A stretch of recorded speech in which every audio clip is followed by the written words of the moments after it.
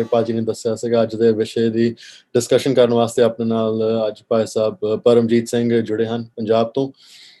भाई साहब इस समय एडिटर की सेवा निभा रहे हैं सिख सियासत के नाल ते नाल दी नाल ही पंजाब दे विच ग्राउंड के उत्ते काफ़ी नौजवानों नूं ऑर्गेनाइज करन दा ते होर कई वख-वख पंथक तौर दी सेवावां भी निभा रहे हैं। तो असीं अज दे विषय की डिस्कशन शुरू करने वास्ते असीं बेनती करांगे भी भाई साहब तुसीं अज दे विषय के उत्ते अपने थोड़े विचार संगतां नाल सांझे करो। वाहिगुरू जी का खालसा वाहिगुरू जी की फतेह। वाहिगुरू जी का खालसा वाहिगुरू जी की फतेह। सब तो पहला तो प्रबंधकों का बहुत बहुत धन्यवाद जिन्हों ने मौका दिता इस मंच तो गल करन दा। ते दूजी गल ये है कि आपां जदों इस खिते की गल करते हैं जिन्हों अजकल पोलिटिकली इंडिया का नाम दिता जाता है तो आप सारे ये गल जानते हैं कि एक बहुपंथी खिता आ, बहुत तरह की इत्थे विभिन्नता जिहड़ी आ वो हैगी आ। भौतिक तौर के उपर भी जे आप कहीए कि जियोग्राफिकली भी बड़ा डाइवर्स ये सारा खेतर हैगा। तो दूजा ये आ कि वसों के तौर के उत्ते भी ते उस तो इलावा सभ्याचारां के तौर के उत्ते भी बोलियां के तौर के उत्ते भी ते इत्थों तक कि सियासी तौर के उपर भी पोलिटिकली भी ये एक डाइवर्स रीजन हैगा। सो पिछले जेकर आप थोड़ा जिहा इहदा पिछोकड़ देखिए तो ये है कि ये एक देश वजों या एक राज वजों नहीं सीगा। इत्थे वख-वख रियासतां या वखरी-वखरी तरह के सभ्याचार जिहड़े सीगे उन्हां दे सियासी प्रबंध उन्हां दे मुताबिक चलदे सीगे। सो मुगलों के पीरीयड के दौरान कुछ हद तक इनू उन्होंने नूड़ के इकट्ठा किया। उस तो बाद ज़्यादा जिहड़ा आ वो जदों ब्रिटिश कलोनीअलिज्म आया तो उन्होंने इनू एक पोलिटिकल यूनिट के तौर के उत्ते ब्रिटिश इंडिया का ना जिहड़ा दिता जिहदे च बाद दे विच उन्होंने पंजाब नूं भी नाल रला लिया सीगा। सो उस हुण इहदी कह लीए कि नेचर की है तासीर की है उन्होंने समझण दे वास्ते वो जिहड़ा एक समा हैगा आ बरतानवी साम्राज का उन्होंने भी देखना पैंदा है क्योंकि हुण वाला जिहड़ा ढांचा आ वो वाध घाट दे नाल सियासी तौर के उपर ते प्रबंधकी तौर के उपर पोलिटिकली ते एडमिनिस्ट्रेटिवली उसे दा ही आपां कह सकते हैं कि एक विरासत आ या एक लिगेसी है जो इत्थे ब्रिटिश कलोनीअलिज्म की सीगी। भावें कि 47 ਦੇ ਵਿੱਚ ਜਦੋਂ ਇੱਥੋਂ ਬਰਤਾਨਵੀ ਗਏ ਨੇ ਉਦੋਂ ਇਹਦੀ ਵੰਡ ਵੀ ਹੋਈ ਹੈ ਦੋ ਹਿੱਸਿਆਂ ਦੇ ਵਿੱਚ। ਪਾਕਿਸਤਾਨ ਬਣਿਆ ਈਸਟ ਪਾਕਿਸਤਾਨ ਵੈਸਟ ਪਾਕਿਸਤਾਨ ਤੇ ਵਿੱਚ ਇੰਡੀਆ ਨਵਾਂ ਰਾਜ ਜਿਹੜਾ ਸੀਗਾ ਉਹ ਹੋਂਦ ਦੇ ਵਿੱਚ ਆਇਆ। ਤੇ ਉਸ ਤੋਂ ਬਾਅਦ ਦੇ ਵਿੱਚ ਵੀ ਇਹਦੀ ਜਿਹੜੀ ਟੁੱਟ ਭੱਜ ਆ ਉਹ ਆਪਾਂ ਨੂੰ ਪਤਾ ਕਿ ਬਾਅਦ ਦੇ ਵਿੱਚ ਈਸਟ ਪਾਕਿਸਤਾਨ ਜਿਹੜਾ ਸੀਗਾ ਉਹ ਬੰਗਲਾਦੇਸ਼ ਦੇ ਤੌਰ ਦੇ ਉੱਪਰ ਬਣਿਆ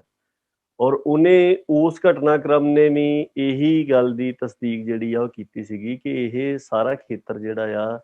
ਇਹ ਇੱਕ ਸਿਆਸੀ ਇਕਾਈ ਨਹੀਂ ਸੀਗਾ। ਤੇ ਜੇਕਰ ਦਿੱਲੀ ਤਖਤ ਦੇ ਬਾਰੇ ਦੇ ਵਿੱਚ ਆਪਾਂ ਗੱਲ ਕਰਦੇ ਹਾਂ ਖਾਸ ਕਰਕੇ ਜਿਹੜਾ ਇੰਪੀਰੀਅਲਿਜ਼ਮ ਦਾ ਟੌਪਿਕ ਅੱਜ ਆਪਾਂ ਰੱਖਿਆ ਆ ਉਹਦੇ ਵਿੱਚ ਇਹਦੀਆਂ ਜਿਹੜੀਆਂ ਪਰਤਾਂ ਹੈਗੀਆਂ ਨੇ ਇੰਡੀਅਨ ਸਟੇਟ ਦੀਆਂ ਕਹਿ ਲਓ ਜਾਂ ਦਿੱਲੀ ਤਖਤ ਆਪਾਂ ਆਮ ਲਫ਼ਜ਼ ਜਿਹੜਾ ਆ ਇਹਨੂੰ ਡਿਨੋਟ ਕਰਨ ਦੇ ਵਾਸਤੇ ਵਰਤ ਲੈਂਦੇ ਆ। ਉਹਦੇ ਵਿੱਚ ਇਹਦੀਆਂ ਚਾਰ ਮੁੱਖ ਪਰਤਾਂ ਬਣਦੀਆਂ। ਸਭ ਤੋਂ ਪਹਿਲੀ ਤਾਂ ਇਹਦੀ ਜਿਹੜੀ ਆ ਉਹ ਸਾਮਰਾਜੀ ਵਿਰਾਸਤ ਹੀ ਹੈ ਜਿਹਦਾ ਆਪਾਂ ਜ਼ਿਕਰ ਹੁਣੇ ਕਰਕੇ ਹਟੇ ਆ ਕਿ ਇੱਥੇ ਜਿਹੜਾ ਬਰਤਾਨਵੀ ਸਾਮਰਾਜ ਸੀਗਾ ਉਸੇ ਨੂੰ ਹੀ ਵਿਰਾਸਤ ਦੇ ਵਿੱਚ ਹੋਣ ਵਾਲਾ ਜਿਹੜਾ ਮੌਜੂਦਾ ਢਾਂਚਾ ਆ ਇਹਨੇ ਲਿਆ ਹੋਇਆ। ਦੂਜਾ ਜਿਹੜਾ ਆ ਉਹ ਇੱਥੇ ਇੱਕ ਨੈਸ਼ਨਲਿਜ਼ਮ ਦਾ ਜਾਂ ਨੇਸ਼ਨ ਸਟੇਟ ਬਿਲਡਿੰਗ ਦਾ ਜਿਹੜਾ ਅਮਲ ਚੱਲਿਆ ਆ ਜਿਹਦੀ ਪੈੜ ਜਾਂ ਜਿਹਦੀ ਆਪਾਂ ਕਹਿ ਸਕਦੇ ਹਾਂ ਕਿ ਨਿਸ਼ਾਨਦੇਹੀ ਇੰਡੀਆ ਦੀ ਜਿਹੜੀ ਫਰੀडम ਸਟਰਗਲ ਕਹੀ ਜਾਂਦੀ ਆ ਉਹਦੇ ਵਿੱਚ ਹੀ ਪਈ ਹੋਈ ਸੀਗੀ। ਪਰ ਜਦੋਂ ਸੱਤਾ ਦਾ ਤਬਾਦਲਾ ਹੁੰਦਾ ਆ ਜਾਂ ਤਾਕਤ ਰਾਜਸੀ ਤਾਕਤ ਜਿਹੜੀ ਹੈ ਉਹ ਇੱਥੋਂ ਦੇ ਪ੍ਰਬੰਧਕਾਂ ਦੇ ਹੱਥ ਦੇ ਵਿੱਚ ਆ ਜਾਂਦੀ ਹੈ ਇੱਥੋਂ ਦੀ ਐਲੀਟ ਦੇ ਹੱਥ ਦੇ ਵਿੱਚ ਤੇ ਉਦੋਂ ਫਿਰ ਉਹ ਇੱਕ ਖਾਸ ਤਰ੍ਹਾਂ ਦਾ ਅਮਲ ਇੱਥੇ ਚਲਾਉਂਦੇ ਆ ਨੇਸ਼ਨ ਸਟੇਟ ਬਿਲਡਿੰਗ ਦਾ ਜਿਹਦੇ ਵਿੱਚ ਇਹ ਸੀਗਾ ਕਿ ਇਸ ਜਿਹੜਾ ਇੱਕ ਵਿਭਿੰਨ ਖੇਤਰ ਹੈਗਾ ਆ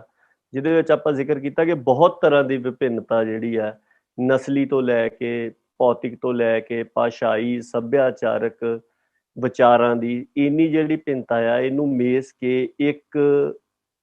ਕੌਮੀ ਰਾਜ ਜਿਹੜਾ ਆ ਯੂਰਪ ਦੀ ਤਰਜ਼ ਤੇ ਜਾਂ ਨੇਸ਼ਨ ਸਟੇਟ ਬਣਾਉਣ ਦਾ ਜਿਹੜਾ ਅਮਲ ਆ ਉਹ ਚੱਲਦਾ। ਤੇ ਉਹਦੇ ਵਿੱਚ ਵੀ ਜਿੰਨੇ ਵੀ ਉਹਦੇ ਟੂਲ ਹੁੰਦੇ ਨੇ ਐਜੂਕੇਸ਼ਨ ਤੋਂ ਲੈ ਕੇ ਕਿ ਜੇਕਰ ਆਪਾਂ ਦੇਖੀਏ ਤਾਂ 47 ਦੇ ਵਿੱਚ 47 ਤੋਂ ਬਾਅਦ ਜਦੋਂ 50 ਦੇ ਵਿੱਚ ਸੰਵਿਧਾਨ ਲਾਗੂ ਹੁੰਦਾ, ਇੰਡੀਅਨ ਕੌਂਸਟੀਟਿਊਸ਼ਨ, ਉਹਦੇ ਵਿੱਚ ਜਿਹੜੀ ਐਜੂਕੇਸ਼ਨ ਆ ਉਹ ਸੂਬਿਆਂ ਦੇ ਅਖਤਿਆਰ ਦਾ ਵਿਸ਼ਾ ਸੀਗਾ, ਸਟੇਟ ਸਬਜੈਕਟ ਸੀਗਾ। ਸੈਂਟਰ ਦਾ ਉਹਦੇ ਵਿੱਚ ਕੋਈ ਦਖਲ ਜਿਹੜਾ ਆ ਉਹ ਨਹੀਂ ਸੀਗਾ। ਔਰ ਸਭ ਤੋਂ ਵੱਧ ਜੇਕਰ ਪਿਛਲੇ ਸਮੇਂ ਦੀ ਆਪਾਂ ਜ਼ਿਕਰ ਕਰੀਏ ਤਾਂ ਇੰਡੀਆ ਦੇ ਵਿੱਚ ਜਿਹੜੇ ਇੱਕ ਪੋਲੀਟੀਕਲ ਫੈਸਲੇ ਦੇ ਬਾਰੇ 'ਚ ਸਭ ਤੋਂ ਵੱਧ ਇੰਡੀਆ ਦੇ ਲੋਕ ਜਾਂ ਆਈਡੀਆ ਆਫ ਇੰਡੀਆ ਦੇ ਜਿਹੜੇ ਹਾਮੀ ਨੇ, ਉਹੀ ਸਭ ਤੋਂ ਵੱਧ ਜਿਹਦੀ ਨਿੰਦਾ ਕਰਦੇ ਆ, ਉਹ ਹੈਗੀ ਆ ਜਿਹੜੀ ਇੰਦਰਾ ਗਾਂਧੀ ਨੇ ਐਮਰਜੈਂਸੀ ਲਾਈ ਸੀਗੀ। ਉਸ ਐਮਰਜੈਂਸੀ ਦੇ ਦੌਰਾਨ ਇੱਕ 42nd ਅਮੈਂਡਮੈਂਟ ਹੋਈ, 42ਵੀਂ ਸੋਧ ਹੋਈ ਸੀਗੀ ਸੰਵਿਧਾਨ ਦੇ ਵਿੱਚ। ਔਰ ਐਜੂਕੇਸ਼ਨ ਦਾ ਜਿਹੜਾ ਵਿਸ਼ਾ ਆ, ਹੋਰ ਬਹੁਤ ਸਾਰੇ ਵਿਸ਼ਿਆਂ ਦੇ ਦੌਰਾਨ ਇਹ ਵਿਸ਼ਾ ਜਿਹੜਾ ਆ ਉਦੋਂ ਸੂਬਿਆਂ ਦੀ ਸੂਚੀ ਦੇ ਵਿੱਚੋਂ ਜਾਂ ਸਟੇਟ ਲਿਸਟ ਦੇ ਵਿੱਚੋਂ ਕੱਢ ਕੇ ਇਹਨੂੰ ਕਨਕਰੰਟ ਲਿਸਟ 'ਚ ਪਾ ਲਿਆ ਗਿਆ ਸੀ, ਜਿਹੜੀ ਕਿ ਤਕਰੀਬਨ ਮੇਰੇ ਖਿਆਲ 'ਚ ਜਿੰਨੇ ਵੀ ਆਪਣੇ ਸਰੋਤੇ ਆ ਉਹ ਸਾਰੇ ਇੰਨਾ ਕੁ ਇੰਡੀਆ ਦੇ ਢਾਂਚੇ ਨੂੰ ਸਮਝਦੇ ਆ ਕਿ ਜਿਹੜੀ ਕਨਕਰੰਟ ਲਿਸਟ ਆ ਉਹ ਅਸਲ ਦੇ ਵਿੱਚ ਯੂਨੀਅਨ ਲਿਸਟ ਹੀ ਆ ਇੱਕ ਤਰੀਕੇ ਦੇ ਨਾਲ, ਕਿਉਂਕਿ ਯੂਨੀਅਨ ਤੋਂ ਵੱਖਰਾ ਕੋਈ ਵੀ ਕਾਨੂੰਨ ਜਿਹੜਾ ਆ ਉਹ ਹੋਣ ਦੇ ਵਿੱਚ ਨਹੀਂ ਆ ਸਕਦਾ। ਉਹਦੀ ਉਦਾਹਰਨ ਜਿਹੜੀ ਆ ਉਹ ਆਪਾਂ ਹੁਣ ਦੀ ਬਿਲਕੁਲ ਤਾਜ਼ਾ ਲੈ ਸਕਦੇ ਆ ਕਿ ਜਿਸ ਤਰ੍ਹਾਂ ਆਪਾਂ ਜਾਣਦੇ ਆ ਕਿ ਹੁਣ ਕਿਸਾਨੀ ਮਾਮਲੇ ਦੇ ਵਿੱਚ ਸੈਂਟਰ ਇਹ ਕਹਿ ਰਹੀ ਹੈ ਕਿ ਅਸੀਂ ਕਨਕਰੰਟ ਲਿਸਟ ਦੇ ਵਿੱਚ ਐਗਰੀਕਲਚਰ ਦੇ ਨਾਲ ਸੰਬੰਧਿਤ ਟ੍ਰੇਡ ਦਾ ਵਿਸ਼ਾ ਹੈਗਾ, ਅਸੀਂ ਉਹ ਤਾਕਤ ਨੂੰ ਇਸਤੇਮਾਲ ਕਰਦਿਆਂ ਹੋਇਆ ਕਾਨੂੰਨ ਬਣਾਏ ਆ। ਪਰ ਪੰਜਾਬ ਤੇ ਰਾਜਸਥਾਨ ਦੋਵਾਂ ਨੇ ਹੀ ਆਪਣੇ ਕਾਨੂੰਨ ਜਿਹੜੇ ਆ ਉਹ ਬਣਾ ਲਏ ਆ। ਪੰਜਾਬ ਨੇ ਸੈਂਟਰ ਦੇ ਕਾਨੂੰਨਾਂ ਨੂੰ ਰੱਦ ਕਰਨ ਦੇ ਲਈ, ਕਿਉਂਕਿ ਕਨਕਰੰਟ ਲਿਸਟ ਦੇ ਵਿੱਚ ਆ, ਤੇ ਉਹਨਾਂ ਨੇ ਆਪਣੇ ਕਾਨੂੰਨ ਪੰਜਾਬ ਦੀ ਵਿਧਾਨ ਸਭਾ ਨੇ ਬਣਾ ਲਏ, ਪਰ ਉਹ ਲਾਗੂ ਨਹੀਂ ਹੋ ਸਕੇ ਕਿਉਂਕਿ ਉਹ ਕੇਂਦਰ ਦੀ ਮਨਜ਼ੂਰੀ ਤੋਂ ਬਿਨਾਂ ਲਾਗੂ ਜਿਹੜੇ ਆ ਉਹ ਨਹੀਂ ਹੋ ਸਕਦੇ। ਸੋ ਕਹਿਣ ਦਾ ਭਾਵ ਹੈ ਕਿ ਇਸ ਤਰ੍ਹਾਂ ਦਾ ਅਮਲ ਜਿਹੜਾ ਇੱਕ, ਭਾਵੇਂ ਕਿ ਜਿਹੜੀ ਐਮਰਜੈਂਸੀ ਲੱਗੀ ਸੀਗੀ ਉਹਨੂੰ ਪੋਲੀਟੀਕਲੀ ਬਹੁਤ ਜ਼ਿਆਦਾ ਕ੍ਰਿਟੀਸਾਈਜ਼ ਕੀਤਾ ਜਾਂਦਾ, ਪਰ ਉਸ ਸਮੇਂ ਦੇ ਵਿੱਚ ਜਿਹੜੀ ਇੱਕ ਸਿਆਸੀ ਤਬਦੀਲੀ ਲਿਆਂਦੀ ਗਈ ਸੀਗੀ ਉਹਦੇ ਬਾਰੇ ਦੇ ਵਿੱਚ ਤੁਸੀਂ ਦੇਖੋ ਇੰਡੀਆ ਦੇ ਵਿੱਚ ਕੋਈ ਵੀ ਕਦੀ ਗੱਲ ਨਹੀਂ ਕਰੂਗਾ ਕਿ ਜੇਕਰ ਐਮਰਜੈਂਸੀ ਗਲਤ ਸੀਗੀ, ਐਮਰਜੈਂਸੀ ਦੇ ਦੌਰਾਨ ਭਾਰਤੀ ਸੰਵਿਧਾਨ ਦੇ ਵਿੱਚ ਜਾਂ ਇੱਥੋਂ ਦੇ ਸਿਆਸੀ ਢਾਂਚੇ ਦੇ ਵਿੱਚ ਲਿਆਂਦੀਆਂ ਗਈਆਂ ਬੁਨਿਆਦੀ ਤਬਦੀਲੀਆਂ ਕਿਸ ਤਰ੍ਹਾਂ ਜਾਇਜ਼ ਹੋ ਗਈਆਂ, ਪਰ ਉਹਨਾਂ ਦੇ ਬਾਰੇ ਦੇ ਵਿੱਚ ਗੱਲ ਨਹੀਂ ਕੀਤੀ ਜਾਂਦੀ। ਉਹ ਕਿਉਂ ਨਹੀਂ ਕੀਤੀ ਜਾਂਦੀ? ਇਸੇ ਕਰਕੇ ਨਹੀਂ ਕੀਤੀ ਜਾਂਦੀ ਕਿ ਜਿੰਨੀ ਦੇਰ ਤੱਕ ਸੱਤਾ ਦਾ ਕੇਂਦਰੀਕਰਨ ਨਹੀਂ ਹੁੰਦਾ, ਉਨੀ ਦੇਰ ਤੱਕ ਇਸ ਬਹੁਭਾਂਤੀ ਖਿੱਤੇ ਦੇ ਵਿੱਚ ਇੱਕ ਨੇਸ਼ਨ ਸਟੇਟ ਦੀ ਉਸਾਰੀ ਦਾ ਜਿਹੜਾ ਪ੍ਰੋਜੈਕਟ ਹੈ ਉਹ ਸਿਰੇ ਨਹੀਂ ਚੜ੍ਹ ਸਕਦਾ। ਇਹ ਕਾਨੂੰਨ ਬਣਾਉਣ ਦੇ ਜਿਹੜੇ ਹੁਣ ਖੇਤੀ ਕਾਨੂੰਨਾਂ ਦਾ ਵੀ ਮਾਮਲਾ ਸਾਹਮਣੇ ਆਇਆ, ਜਾਂ ਇਸ ਤੋਂ ਪਹਿਲਾਂ ਇੱਕ ਟੈਕਸ ਇੱਥੇ ਜਿਹੜਾ ਆ ਉਹ ਸੈਂਟਰਲਾਈਜ਼ ਕੀਤਾ ਗਿਆ GST ਦੇ ਨਾਂ ਦੇ ਹੇਠ। ਸੋ ਉਹ ਸਾਰਾ ਕੁਝ ਹੀ ਅਸਲ ਦੇ ਵਿੱਚ ਜਿੰਨੀਆਂ ਵੀ ਫਾਈਨੈਂਸ਼ੀਅਲ ਪਾਵਰਸ ਸੀਗੀਆਂ ਉਹਨਾਂ ਨੂੰ ਸੈਂਟਰਲਾਈਜ਼ ਕਰਨ ਦਾ ਮਸਲਾ ਵੀ ਇਹਦੇ ਨਾਲ ਆ ਕੇ ਜੁੜਦਾ ਆ, ਔਰ ਇਸੇ ਕਰਕੇ ਹੀ ਇਹ ਸਾਰਾ ਜਿਹੜਾ ਅਮਲ ਆ ਉਹ ਇੱਕ ਨੇਸ਼ਨ ਸਟੇਟ ਦੇ ਮਸਲੇ ਦੇ ਵਿੱਚ ਹੈਗਾ। ਇਹ ਗੱਲ ਹੈਗੀ ਹੈ ਕਿ ਯੂਰਪ ਦੇ ਵਿੱਚ ਜਿੱਥੇ ਵੀ ਕੌਮੀ ਰਾਜ ਹੋਣ ਦੇ ਵਿੱਚ ਆਏ ਆ, ਬਹੁਤੀਆਂ ਥਾਵਾਂ ਦੇ ਉੱਪਰ ਉੱਥੇ ਜਾਂ ਤਾਂ ਇਸ ਤਰ੍ਹਾਂ ਦੀ ਸੀ ਕਿ ਵਸੋਂ ਜਿਹੜੀ ਆ ਉਹਦੇ ਵਿੱਚ ਓਨੀਆਂ ਡਾਈਵਰਸ ਪੋਲੀਟੀਕਲ ਐਂਟੀਟੀਜ਼ ਨਹੀਂ ਸੀ ਹੈਗੀਆਂ।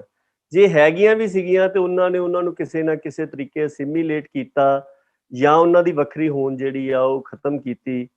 ਤੇ ਜਿਸ ਤਰ੍ਹਾਂ ਇੱਕ ਕਿਹਾ ਜਾਂਦਾ ਸਿਵਿਕ ਨੈਸ਼ਨਲਿਜ਼ਮ ਕੇ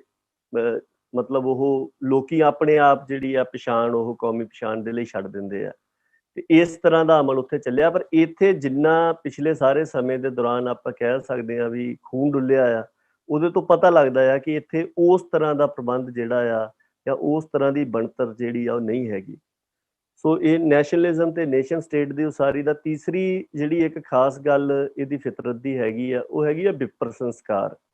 ਔਰ ਵਿਪਰ ਸੰਸਕਾਰ ਜਾਂ ਜਿਹੜੀ ਮਨੂ ਮੱਤ ਆ ਇਹਦੇ ਵਿੱਚ ਇਹ ਆ ਕਿ ਇਹ ਮਨੁੱਖੀ ਵਰਨ ਵੰਡ ਦੇ ਉੱਪਰ ਆਧਾਰਿਤ ਆ।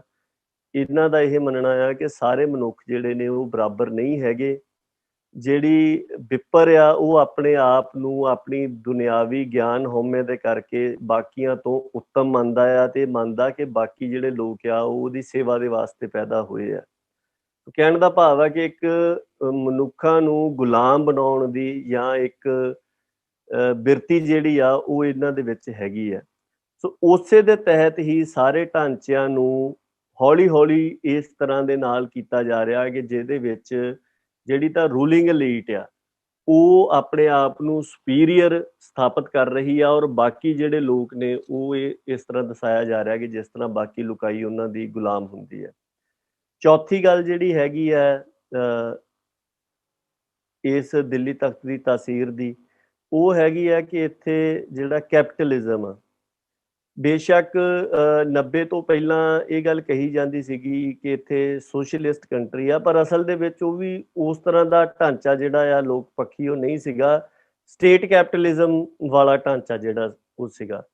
ਪਰ 90 ਤੋਂ ਬਾਅਦ ਤਾਂ ਸਪਸ਼ਟ ਤੌਰ ਦੇ ਉੱਪਰ ਜਿਹੜਾ ਪੂੰਜੀਵਾਦ ਦੀਆਂ ਲੀਹਾਂ ਦੇ ਉੱਪਰ, ਜਿਹਦੇ ਵਿੱਚ ਕੁਝ ਇੱਕ ਚੋਣਵੇਂ ਸਰਮਾਏਦਾਰ ਜਿਹੜੇ ਆ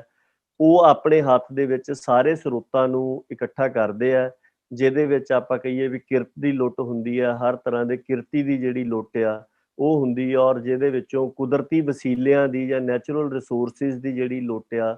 ਉਹ ਸਾਹਮਣੇ ਆਉਂਦੀ ਆ, ਉਹਨਾਂ ਦੀ ਬੇਦਰੇਕ ਵਰਤੋਂ ਜਿਹੜੀ ਆ ਉਹ ਸਾਹਮਣੇ ਆਉਂਦੀ ਆ। ਸੋ ਉਹਨਾਂ ਲੀਹਾਂ ਦੇ ਉੱਪਰ ਚੱਲਦਾ ਆ ਰਿਹਾ ਆ, ਔਰ ਖਾਸ ਕਰਕੇ ਪਿਛਲੇ ਲਗਭਗ 2 ਦਹਾਕਿਆਂ ਤੋਂ ਇਹ ਅਮਲ ਹੁਣ ਦੁਬਾਰਾ ਫਿਰ ਜ਼ੋਰ ਫੜ ਰਿਹਾ ਆ, ਜਿਹਦੇ ਵਿੱਚੋਂ ਮੌਜੂਦਾ ਜਿਹੜਾ ਕਿਸਾਨੀ ਮਸਲਾ ਆ ਇਹਦੀ ਜੜ ਵੀ ਜਿਹੜੀ ਆ ਉਹ ਇਹਦੇ ਨਾਲ ਆ ਕੇ ਜੁੜਦੀ ਆ ਕਿ ਕਿਸ ਤਰ੍ਹਾਂ ਦੁਨੀਆ ਦਾ ਵੱਡਾ ਧਨਾੜ ਵਰਗ ਜਿਹੜਾ ਆ ਉਹਦੇ ਹਿੱਤ ਇਸ ਖੇਤਰ ਦੇ ਵਿੱਚ ਨੇ। ਫਿਰ ਇੱਥੋਂ ਦਾ ਜਿਹੜਾ ਧਨਾੜ ਵਰਗ ਹੈ ਜਾਂ ਇੰਡੀਆ ਦੇ ਜਿਹੜੇ ਕੈਪੀਟਲਿਸਟ ਆ ਉਹ ਕਿਸ ਤਰੀਕੇ ਦੇ ਨਾਲ ਜਿਹਨੂੰ ਇੱਕ ਨਿਊ ਲਿਬਰਲਿਜ਼ਮ ਦੀ ਪਾਲਿਸੀ ਕਿਹਾ ਜਾਂਦਾ, ਨਵੀਨ ਉਦਾਰਵਾਦ, ਵੀ ਜਿਹਦੇ ਤਹਿਤ ਸਟੇਟ ਨੇ ਜਾਂ ਰਾਜ ਨੇ ਜਿਹੜੇ ਉਹ ਪੂੰਜੀਵਾਦ ਨੂੰ ਇਸ ਤਰ੍ਹਾਂ ਦਾ ਕਿਰਤ ਦੀ ਲੁੱਟ ਕਰਨ ਵਾਲਾ, ਕੁਦਰਤੀ ਸਰੋਤਾਂ ਦੀ ਲੁੱਟ ਕਰਨ ਵਾਲਾ ਢਾਂਚਾ ਉਸਾਰਨ ਦੇ ਲਈ ਮਦਦ ਕਰਦੇ ਆ। ਸੋ ਬਿਲਕੁਲ ਉਸੇ ਨੀਤੀ ਦੇ ਤਹਿਤ ਹੀ ਕਾਨੂੰਨ ਜਿਹੜੇ ਆ ਇਹ ਖੇਤੀ ਵਾਲੇ ਸਾਹਮਣੇ ਆਏ ਆ। ਸੋ ਇਹ ਆਪਾਂ ਦੇਖ ਸਕਦੇ ਹਾਂ ਇੱਕ ਸਪਸ਼ਟ ਰੂਪ ਦੇ ਵਿੱਚ ਪਿਛਲੇ ਲਗਭਗ 20 ਸਾਲਾਂ ਤੋਂ ਇਹ ਅਮਲ ਜ਼ੋਰ ਫੜ ਰਿਹਾ ਸੀਗਾ, ਤੇ ਹੁਣ ਇਹਨਾਂ ਕਾਨੂੰਨਾਂ ਨੇ ਤਾਂ ਬਿਲਕੁਲ ਸਾਰੀ ਦੁਨੀਆ ਦੇ ਸਾਹਮਣੇ ਇਹ ਗੱਲ ਉਜਾਗਰ ਕੀਤੀ ਆ ਕਿ ਬਹੁਤ ਤੇਜ਼ੀ ਦੇ ਨਾਲ ਜਿਹੜਾ ਆ ਉਹ ਲਾਗੂ ਕੀਤਾ ਜਾ ਰਿਹਾ। ਸੋ ਇਹ ਸਾਰੀ ਸਥਿਤੀ ਜਿਹੜੀ ਹੈ, ਇਹ ਚਾਰੇ ਪਰਤਾਂ ਜਿਨ੍ਹਾਂ ਦਾ ਆਪਾਂ ਜ਼ਿਕਰ ਕੀਤਾ ਆ ਕਿ ਇੱਕ ਤਾਂ ਸਾਮਰਾਜਵਾਦ ਦੀ ਵਿਰਾਸਤ ਹੈ ਕਿ ਜਿਸ ਤਰੀਕੇ ਦੇ ਨਾਲ ਡੰਡੇ ਦੇ ਜ਼ੋਰ ਦੇ ਨਾਲ ਲੋਕਾਂ ਦੀ ਜਿਹੜੀ ਗੱਲ ਆ ਉਹਨੂੰ ਮੰਨਣ ਦੇ ਵਾਸਤੇ ਲੋਕਾਂ ਦੀ ਰਾਏ ਨਹੀਂ ਲਈ ਜਾਂਦੀ ਜਾਂ ਉਹਨਾਂ ਨੂੰ ਦਲੀਲ ਜਾਂ ਅਪੀਲ ਦੇ ਨਾਲ ਨਹੀਂ ਕਾਇਲ ਕੀਤਾ ਜਾਂਦਾ, ਬਲਕਿ ਡੰਡੇ ਦੇ ਜ਼ੋਰ ਦੇ ਨਾਲ ਉਹਨਾਂ ਦੇ ਉੱਪਰ ਇਹ ਗੱਲਾਂ ਜਿਹੜੀਆਂ ਉਹ ਥੋਪੀਆਂ ਜਾਂਦੀਆਂ ਨੇ। ਤੇ ਦੂਜਾ ਨੈਸ਼ਨਲਿਜ਼ਮ ਤੇ ਨੇਸ਼ਨ ਸਟੇਟ ਬਿਲਡਿੰਗ ਦਾ ਜਿਹੜਾ ਅਮਲ ਹੈ ਉਹ ਐਜੂਕੇਸ਼ਨ ਦੇ ਰਾਹੀਂ, ਉਹ ਐਂਟਰਟੇਨਮੈਂਟ ਦੇ ਰਾਹੀਂ, ਉਹ ਹੋਰ ਇਸ ਤਰ੍ਹਾਂ ਦੇ ਜਿਹੜੇ ਪ੍ਰਚਾਰ ਤੇ ਪ੍ਰਸਾਰ ਦੇ ਸਾਧਨ ਹੈਗੇ ਆ ਉਹਨਾਂ ਦੇ ਰਾਹੀਂ, ਤੇ ਪਲੱਸ ਜਿਹੜੀ ਇਸ ਤੋਂ ਇਲਾਵਾ ਆਪਾਂ ਕਹਿ ਸਕਦੇ ਹਾਂ ਕਿ ਇੱਕ ਫੌਜੀ ਤਾਕਤ ਦੀ ਬੇਦਰੇਕ ਵਰਤੋਂ ਹੈ, ਇਹਨਾਂ ਸਾਰਿਆਂ ਦੇ ਰਾਹੀਂ ਉਹ ਅਮਲ ਜਿਹੜਾ ਆ ਉਹ ਇੱਥੇ ਲਾਗੂ ਕੀਤਾ ਜਾ ਰਿਹਾ ਸੀ। ਤੀਜਾ ਜਿਹੜਾ ਹੈ ਕਿ ਇਸ ਸਾਰੇ ਕਾਸੇ ਦੇ ਪਿੱਛੇ ਜਿਹੜੀ ਇੱਕ ਸੋਚ ਆ ਉਹ ਵਿਪਰਵਾਦ ਦੀ ਸੋਚ ਆ ਜਿਹੜੀ ਸਾਰੇ ਮਨੁੱਖਾਂ ਨੂੰ ਬਰਾਬਰ ਨਹੀਂ ਗਿਣਦੀ। ਤੇ ਚੌਥਾ ਇਹ ਆ ਕਿ ਆਰਥਿਕ ਪ੍ਰਬੰਧ ਦੇ ਤੌਰ ਦੇ ਉੱਪਰ ਵੀ ਇਹ ਬਿਲਕੁਲ ਇੱਕ ਪੂੰਜੀਵਾਦ ਦੀਆਂ ਲੀਹਾਂ ਦੇ ਉੱਪਰ ਚੱਲ ਰਿਹਾ ਆ, ਜਿਹਦੇ ਵਿੱਚ ਕਿਰਤ ਦੀ ਤੇ ਕੁਦਰਤੀ ਸਾਧਨਾਂ ਦੀ ਜਾਂ ਕੁਦਰਤੀ ਸਰੋਤਾਂ ਦੀ ਜਿਹੜੀ ਬੇਦਰੇਕ ਵਰਤੋਂ ਤੇ ਲੁੱਟ ਜਿਹੜੀ ਆ ਉਹ ਕੀਤੀ ਜਾਂਦੀ ਹੈ। ਇਸ ਤਰ੍ਹਾਂ ਦੀ ਸਾਰੀ ਸਥਿਤੀ ਹੈਗੀ ਆ। ਇਹਨਾਂ 4 ਐਟਰੀਬਿਊਟਸ ਨੂੰ ਮਿਲਾ ਕੇ ਆਪਾਂ ਕਹਿ ਸਕਦੇ ਹਾਂ ਕਿ ਦਿੱਲੀ ਤਖਤ ਆ ਜਿਹੜਾ ਉਹਦੀ ਹੋਂਦ ਜਾਂ ਉਹਦਾ ਇੱਕ ਨਕਸ਼ਾ ਖਿੱਚਿਆ ਜਾ ਸਕਦਾ। ਹਾਂਜੀ, ਬਹੁਤ ਬਹੁਤ ਧੰਨਵਾਦ ਭਾਈ ਸਾਹਿਬ ਤੁਹਾਡਾ। ਤੁਸੀਂ ਬੜੀ ਹੀ ਡਿਟੇਲ ਦੇ ਵਿੱਚ ਕਾਫੀ ਗੱਲਾਂ ਨੂੰ ਛੋਹਿਆ ਹੈਗਾ, ਤੇ ਆਪਾਂ ਆਪਣੀ ਗੱਲਬਾਤ ਜਾਰੀ ਰੱਖਣ ਤੋਂ ਪਹਿਲਾਂ ਆਪਾਂ ਸੰਗਤਾਂ ਨੂੰ ਦੱਸਣਾ ਚਾਹੁੰਦੇ ਹਾਂ ਵੀ ਜੇ ਕਿਸੇ ਕੋਲ ਕੋਈ ਵੀ ਸਵਾਲ ਹੋਣ, ਤੁਸੀਂ ਹੇਠ Q&A ਆਪਸ਼ਨ ਨੂੰ ਨੱਪ ਕੇ ਤੁਸੀਂ ਉਸ ਦੇ ਵਿੱਚ ਆਪਣੇ ਸਵਾਲ ਰੱਖ ਸਕਦੇ ਹੈਗੇ ਹੋ। ਸਮੇਂ ਅਨੁਸਾਰ ਕੋਸ਼ਿਸ਼ ਹੋਏਗੀ ਕਿ ਆਪਾਂ ਵੱਧ ਤੋਂ ਵੱਧ ਸੰਗਤਾਂ ਦੇ ਸਵਾਲ ਵੀ ਭਾਈ ਸਾਹਿਬ ਮੂਹਰੇ ਰੱਖ ਸਕੀਏ। ਤੇ ਭਾਈ ਸਾਹਿਬ ਗੱਲਬਾਤ ਜਾਰੀ ਕਰਨ ਲਈ ਆਪਾਂ ਇੱਕ ਤੁਹਾਡੇ ਕੋਲ ਸਵਾਲ ਪੁੱਛਣਾ ਚਾਹੁੰਦੇ ਸੀਗੇ ਵੀ ਜਦੋਂ ਆਪਾਂ ਇੰਡੀਅਨ ਸਟੇਟ ਇੰਸਟੀਟਿਊਸ਼ਨਸ ਦੀਆਂ ਗੱਲਾਂ ਕਰਦੇ ਹਾਂ ਜਿਹੜੇ 47 ਤੋਂ ਬਾਅਦ ਐਸਟੈਬਲਿਸ਼ ਕੀਤੇ ਗਏ, ਤੇ ਉਹਨਾਂ ਤੋਂ ਬਾਅਦ ਜਿਹੜੀ ਦਿੱਲੀ ਦੀ, ਜਿਵੇਂ ਦਿੱਲੀ ਤਖਤ ਦੀ ਤੁਸੀਂ ਆਖਿਆ, ਜਿਹੜੀ ਉਹਨਾਂ ਦੀ ਡੋਮੀਨੇਸ਼ਨ ਪੂਰੇ ਸਬ ਕੰਟੀਨੈਂਟ ਤੇ ਵੱਧਦੀ ਗਈ, ਇਸ ਸਾਰੇ ਦੇ ਵਿੱਚ ਜਦੋਂ ਆਪਾਂ ਇੰਡੀਅਨ ਰਾਸ਼ਟਰਵਾਦ ਦੀ, ਇੰਡੀਅਨ ਨੈਸ਼ਨਲਿਜ਼ਮ ਦੀ ਗੱਲ ਕਰਦੇ ਹੈਗੇ ਆ, ਉਸ ਦਾ ਕੀ ਰੋਲ ਰਿਹਾ ਸੀਗਾ ਇਸ ਪੂਰੀ ਗੱਲ ਦੇ ਵਿੱਚ? ਤੇ ਜਿਹੜੀ ਚੱਲਦੀ ਆ ਰਹੀ ਲੈਗੇਸੀ ਸੀਗੀ ਬਸਤੀਵਾਦੀ ਦੀ, exploitation the rather then liberation of people ਦੀ, ਉਸ ਦਾ ਇਸ ਦੇ ਵਿੱਚ ਕੀ ਰੋਲ ਰਿਹਾ ਸੀਗਾ? ਦੇਖੋ ਜਿਹੜੀ ਤਾਂ ਆਪਾਂ ਕਹਿ ਸਕਦੇ ਹਾਂ ਕਿ ਬਸਤੀਵਾਦੀ ਇਹਦੀ ਵਿਰਾਸਤ ਆ, ਉਹਦਾ ਅਸਰ ਕੀ ਆ, ਉਹ ਤਾਂ ਬਿਲਕੁਲ ਸਪਸ਼ਟ ਨਜ਼ਰ ਆਉਂਦਾ ਆ ਕਿ ਇੰਪੀਰੀਅਲਿਜ਼ਮ ਦਾ ਜਾਂ ਬਸਤੀਵਾਦ ਦਾ ਇਹ ਹੁੰਦਾ ਕਿ ਆਪਣੇ ਹਿੱਤਾਂ ਦੀ ਪੂਰਤੀ ਦੇ ਵਾਸਤੇ ਜਿਹੜੇ ਖੇਤਰਾਂ ਨੂੰ ਤੁਸੀਂ ਬਸਤੀ ਬਣਾਇਆ ਹੋਇਆ ਉਹਨਾਂ ਦੇ ਸਾਧਨਾਂ ਦੀ ਉੱਥੋਂ ਦੇ ਹਿਊਮਨ ਰਿਸੋਰਸ ਦੀ, ਉੱਥੋਂ ਦੇ ਨੈਚੁਰਲ ਰਿਸੋਰਸ ਦੀ ਬੇਦਰੇਗ ਵਰਤੋਂ ਤੇ ਲੁੱਟ ਜਿਹੜੀ ਆ ਉਹ ਕੀਤੀ ਜਾਂਦੀ ਹੈ। ਪੰਜਾਬ ਦੇ ਐਗਰੀਕਲਚਰ ਮਾਡਲ ਦੇ ਹਵਾਲੇ ਦੇ ਨਾਲ ਇਸ ਗੱਲ ਨੂੰ ਆਪਾਂ ਬਿਹਤਰ ਸਮਝ ਸਕਦੇ ਹਾਂ ਕਿ ਪੰਜਾਬ ਦੀ ਜਿਸ ਤਰ੍ਹਾਂ ਦੀ ਭੌਤਿਕ ਸਥਿਤੀ ਸੀਗੀ, ਜਿਸ ਤਰ੍ਹਾਂ ਦਾ ਇੱਥੋਂ ਦਾ ਵਾਤਾਵਰਣ ਸੀਗਾ ਔਰ ਜਿਸ ਤਰ੍ਹਾਂ ਦੀ ਇੱਥੋਂ ਦੀ ਮਿੱਟੀ ਜਾਂ ਜਿੰਨੇ ਵੀ ਖੇਤੀ ਦੇ ਹਾਲਾਤ ਸੀਗੇ, ਔਰ ਜਿਸ ਤਰ੍ਹਾਂ ਪੰਜਾਬ ਦੇ ਕੋਲ ਇੱਥੋਂ ਦਾ ਕੁਦਰਤੀ ਸਾਧਨ ਸੀਗਾ ਦਰਿਆਈ ਪਾਣੀ, ਸੋ ਉਹਦੇ ਤਹਿਤ ਪੰਜਾਬ ਦੇ ਵਿੱਚ ਬੜੀ ਖੁਸ਼ਹਾਲ ਤਰੀਕੇ ਦੇ ਨਾਲ ਖੇਤੀ ਜਿਹੜੀ ਹੈ ਉਹ ਕੀਤੀ ਜਾ ਸਕਦੀ ਸੀਗੀ। ਜਿਸ ਤਰ੍ਹਾਂ ਦਾ ਪੱਛਮੀ ਪੰਜਾਬ ਦਾ ਨਹਿਰੀ ਢਾਂਚਾ ਆ, ਉੱਥੇ ਬਹੁਤ ਜ਼ਿਆਦਾ ਲੰਬੀਆਂ ਨਹਿਰਾਂ ਨਹੀਂ ਹੈਗੀਆਂ। ਅਲੋਂਗ ਦਾ ਰਿਵਰ ਛੋਟੀਆਂ-ਛੋਟੀਆਂ ਨਹਿਰਾਂ ਬਣਾ ਕੇ ਉਹਨਾਂ ਨੇ, ਮੇਰੇ ਖਿਆਲ ਐਵਰੇਜ ਲੰਬਾਈ ਜਿਹੜੀ ਆ ਉਹ 60 ਕਿਲੋਮੀਟਰ ਤੋਂ ਸ਼ਾਇਦ ਜ਼ਿਆਦਾ ਉੱਥੇ ਨਹੀਂ ਹੈਗੀ, ਜਿਹੜੀ ਨਹਿਰਾਂ ਦੀ ਲੰਬਾਈ ਹੈ। ਤੇ ਉਹਦੇ ਨਾਲ ਦਰਿਆ ਦੇ ਨਾਲ ਲੱਗਦੇ ਜਿਹੜੇ ਇਲਾਕੇ ਆ ਉਹਨਾਂ ਤੱਕ ਉਪਜਾਊ ਜ਼ਮੀਨਾਂ ਤੱਕ ਪਾਣੀ ਪਹੁੰਚਾ ਕੇ ਖੇਤੀ ਜਿਹੜੀ ਆ ਉਹ ਉੱਥੇ ਕੀਤੀ ਜਾ ਸਕਦੀ ਸੀਗੀ। ਪਰ ਉਹਦੇ ਬਾਵਜੂਦ ਪੰਜਾਬ ਦਾ ਜਿਹੜਾ ਦਰਿਆਈ ਪਾਣੀ ਆ ਉਹ ਦੇਖੋ 80 ਲੱਖ ਏਕੜ ਫੁੱਟ ਜਿਹੜਾ ਆ ਉਹ ਰਾਜਸਥਾਨ ਨੂੰ ਜਾਂਦਾ, ਔਰ ਕਿੰਨੀ ਜ਼ਿਆਦਾ ਲੰਬੀ ਉਹ ਨਹਿਰ ਆ। ਹੁਣ ਜੇਕਰ ਤੁਸੀਂ ਸਰਚ ਕਰਕੇ ਦੇਖੋ ਤੇ ਤੁਹਾਨੂੰ ਪਤਾ ਲੱਗਦਾ ਕਿ ਕਿੰਨੀ ਜ਼ਿਆਦਾ ਮੌਤਾਂ ਜਿਹੜੀਆਂ ਨੇ ਉਹ ਉਸ ਨਹਿਰ ਦੇ ਕਰਕੇ ਹੋਈਆਂ, ਕਿ ਉਹਦੇ ਕਰਕੇ ਮਹਾਮਾਰੀਆਂ, ਮਲੇਰੀਆ ਕਿਸ ਤਰ੍ਹਾਂ ਰਾਜਸਥਾਨ ਦੇ ਵਿੱਚ ਫੈਲਦਾ ਰਿਹਾ। ਪਰ ਉਹਦੇ ਖਿਲਾਫ ਸਾਰੀਆਂ ਰਿਪੋਰਟਾਂ ਹੋਣ ਦੇ ਬਾਵਜੂਦ, US bureau of recommendation the recommendation ਹੋਣ ਦੇ ਬਾਵਜੂਦ ਉਹ ਨਹਿਰ ਜਿਹੜੀ ਆ ਉਹ ਇੰਡੀਆ ਦੇ ਵੱਲੋਂ ਕੱਢੀ ਗਈ ਔਰ ਅਜੇ ਤੱਕ ਵੀ ਉਹ ਚੱਲ ਰਹੀ ਹੈ। ਦੂਜਾ ਇਹ ਆ ਕਿ ਪੰਜਾਬ ਦੇ ਵਿੱਚ ਜਿਸ ਤਰ੍ਹਾਂ ਦਾ ਢਾਂਚਾ ਗ੍ਰੀਨ ਰੈਵੋਲੂਸ਼ਨ ਦੇ ਨਾਂ ਦੇ ਉੱਪਰ ਖੇਤੀਬਾੜੀ ਦਾ ਲਿਆਂਦਾ ਗਿਆ, ਉਹਦਾ ਨਤੀਜਾ ਜਿਹੜਾ ਆ ਉਹ ਅੱਜ ਇਹ ਆ ਕਿ ਪੰਜਾਬ ਦਾ ਆਬੋ ਹਵਾ, ਇੱਥੋਂ ਦੀ ਜ਼ਮੀਨ, ਇੱਥੋਂ ਦਾ ਪਾਣੀ ਜਿਹੜਾ ਆ ਔਰ ਇੱਥੋਂ ਦੇ ਜਿਹੜੇ ਲੋਕ ਨੇ, ਉਹਨਾਂ ਦੇ ਵਿੱਚ ਜ਼ਹਿਰ ਦੇ ਅੰਸ਼ ਜਿਹੜੇ ਆ ਉਹ ਬੜੀ ਵੱਡੀ ਪੱਧਰ ਦੇ ਉੱਪਰ ਸ਼ਾਮਲ ਹੋ ਗਏ ਆ। ਸੋ ਕਹਿਣ ਦਾ ਭਾਵ ਇਹ ਹੈ ਕਿ ਜਿਸ ਤਰ੍ਹਾਂ ਬਸਤੀਆਂ ਡਿਸਾਈਡ ਕਰਦੀਆਂ, ਪੰਜਾਬ ਦੇ ਵਿੱਚ ਜੇਕਰ ਐਗਰੀਕਲਚਰ ਮਾਡਲ ਲਾਗੂ ਕੀਤਾ ਜਾਣਾ ਸੀਗਾ, ਪੰਜਾਬ ਦੇ ਨੈਚੁਰਲ ਰਿਸੋਰਸਿਸ ਦੀ ਵਰਤੋਂ ਹੋਣੀ ਸੀਗੀ, ਉਹਦੇ ਵਾਸਤੇ ਪੰਜਾਬ ਦੀਆਂ ਲੋੜਾਂ ਨਹੀਂ ਦੇਖੀਆਂ ਗਈਆਂ ਕਿ ਕੀ ਨੇ, ਜਾਂ ਇਹ ਵੀ ਨਹੀਂ ਦੇਖਿਆ ਗਿਆ ਕਿ ਕੁਦਰਤੀ ਤੌਰ ਦੇ ਉੱਪਰ ਕਿਸ ਤਰ੍ਹਾਂ ਦਾ ਲਾਹੇਵੰਦੀ ਢਾਂਚਾ ਹੋ ਸਕਦਾ ਔਰ ਕੁਦਰਤੀ ਤੌਰ ਦੇ ਉੱਪਰ ਇਸ ਪਾਣੀ ਦੀ ਜਿਹੜੀ ਵਰਤੋਂ ਹੈ ਉਹ ਕਿਵੇਂ ਹੋ ਸਕਦੀ ਹੈ। ਮੈਂ ਨਹਿਰਾਂ ਵਾਲੇ ਮਾਮਲੇ 'ਚ ਇੱਕ ਛੋਟੀ ਜਿਹੀ ਗੱਲ ਹੋਰ ਕਰਨੀ ਚਾਹੁੰਦਾ ਕਿ ਜਦੋਂ ਨਹਿਰ ਕੱਢੀ ਜਾਣੀ ਸੀਗੀ ਰਾਜਸਥਾਨ ਨੂੰ, ਉਦੋਂ ਇੰਡੀਅਨ ਸਰਕਾਰ ਨੇ US ਬਿਊਰੋ ਆਫ ਰਿਕਮੈਂਡੇਸ਼ਨਸ ਦੇ ਕੋਲ ਸਲਾਹ ਦੇ ਵਾਸਤੇ ਇਹ ਪ੍ਰੋਜੈਕਟ ਭੇਜਿਆ ਸੀ। ਉਹ ਦੁਨੀਆ ਭਰ ਦੇ ਵਿੱਚ ਬਣਨ ਵਾਲੇ ਜਿਹੜੇ ਪ੍ਰੋਜੈਕਟ ਸੀਗੇ ਉਹਨਾਂ ਦੇ ਸਰਵੇ ਕਰਕੇ, ਉਹਨਾਂ ਦੀ ਘੋਖ ਪੜਤਾਲ ਕਰਕੇ ਉਹ ਦੱਸਦੇ ਸੀਗੇ ਕਿ ਇਹ ਲਾਹੇਵੰਦੀ ਹੋਊਗਾ, ਇਹਦੇ ਕੀ ਫਾਇਦੇ ਹੋਣਗੇ, ਕੀ ਨੁਕਸਾਨ ਹੋਣਗੇ। ਸੋ ਉਹਦੀ ਜਿਹੜੀ ਰਿਪੋਰਟ ਆ ਉਹਦੇ ਵਿੱਚ ਉਹਨਾਂ ਨੇ ਇਹ ਗੱਲ ਕਹੀ ਕਿ ਬਿਲਕੁਲ ਇਹ ਨਹਿਰ ਦਾ ਜਿਹੜਾ ਪ੍ਰੋਜੈਕਟ ਆ ਇਹ ਇੱਕ ਬੜਾ ਵੱਡਾ ਡਿਜ਼ਾਸਟਰ ਹੋਊਗਾ ਔਰ ਇਸ ਪਾਣੀ ਦੀ ਜਿਹੜੀ ਵਰਤੋਂ ਆ ਉਹ ਅਲੋਂਗ ਦਾ ਰਿਵਰਸ ਬੜੇ ਐਫੀਸ਼ੀਐਂਟ ਤਰੀਕੇ ਦੇ ਨਾਲ ਕੀਤੀ ਜਾ ਸਕਦੀ ਹੈ। ਪਰ ਉਹ ਸਾਰੀ ਦੁਨੀਆ ਦੇ ਲੋਕਾਂ ਦੇ ਮਾਹਰਾਂ ਦੀਆਂ ਜਿਹੜੀਆਂ ਚੇਤਾਵਨੀਆਂ ਸੀਗੀਆਂ ਜਾਂ ਰਾਵਾਂ ਸੀਗੀਆਂ, ਉਹਨਾਂ ਸਾਰੀਆਂ ਨੂੰ ਹੀ ਦਰਕਿਨਾਰ ਕਰਕੇ ਉਹਨਾਂ ਨੇ ਆਪਦੀ ਮਨਾਈ ਜਿਹੜੀ ਆ ਉਹ ਕੀਤੀ, ਕਿਉਂਕਿ ਮੂਲ ਮਨੋਰਥ ਆਪਾਂ ਕਹਿ ਸਕਦੇ ਵੀ ਪੰਜਾਬ ਦੀ ਬਰਬਾਦੀ ਦਾ ਜਾਂ ਪੰਜਾਬ ਨੂੰ ਪੋਲੀਟੀਕਲੀ ਕੰਟੇਨ ਕਰਕੇ ਰੱਖਣ ਦਾ, ਤੇ ਉਹਦੇ ਵਾਸਤੇ ਪੰਜਾਬ ਨੂੰ ਆਰਥਿਕ ਤੌਰ ਦੇ ਉੱਪਰ ਇਸ ਤਰ੍ਹਾਂ ਦੀ ਸਥਿਤੀ ਦੇ ਵਿੱਚ ਪਾ ਕੇ ਰੱਖਣ ਦਾ, ਜਾਂ ਜੇ ਇਸ ਕਨਸਪੀਰੇਸੀ ਥਿਊਰੀ ਨੂੰ ਆਪਾਂ ਨਾ ਵੀ ਇੰਡੋਰਸ ਕਰੀਏ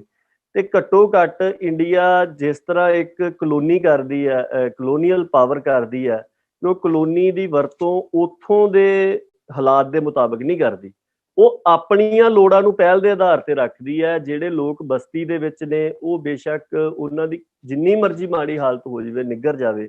ਉਹਨਾਂ ਦੇ ਸਰੋਕਾਰਾਂ ਵੱਲ ਧਿਆਨ ਜਿਹੜਾ ਉਹ ਨਹੀਂ ਦਿੱਤਾ ਜਾਂਦਾ।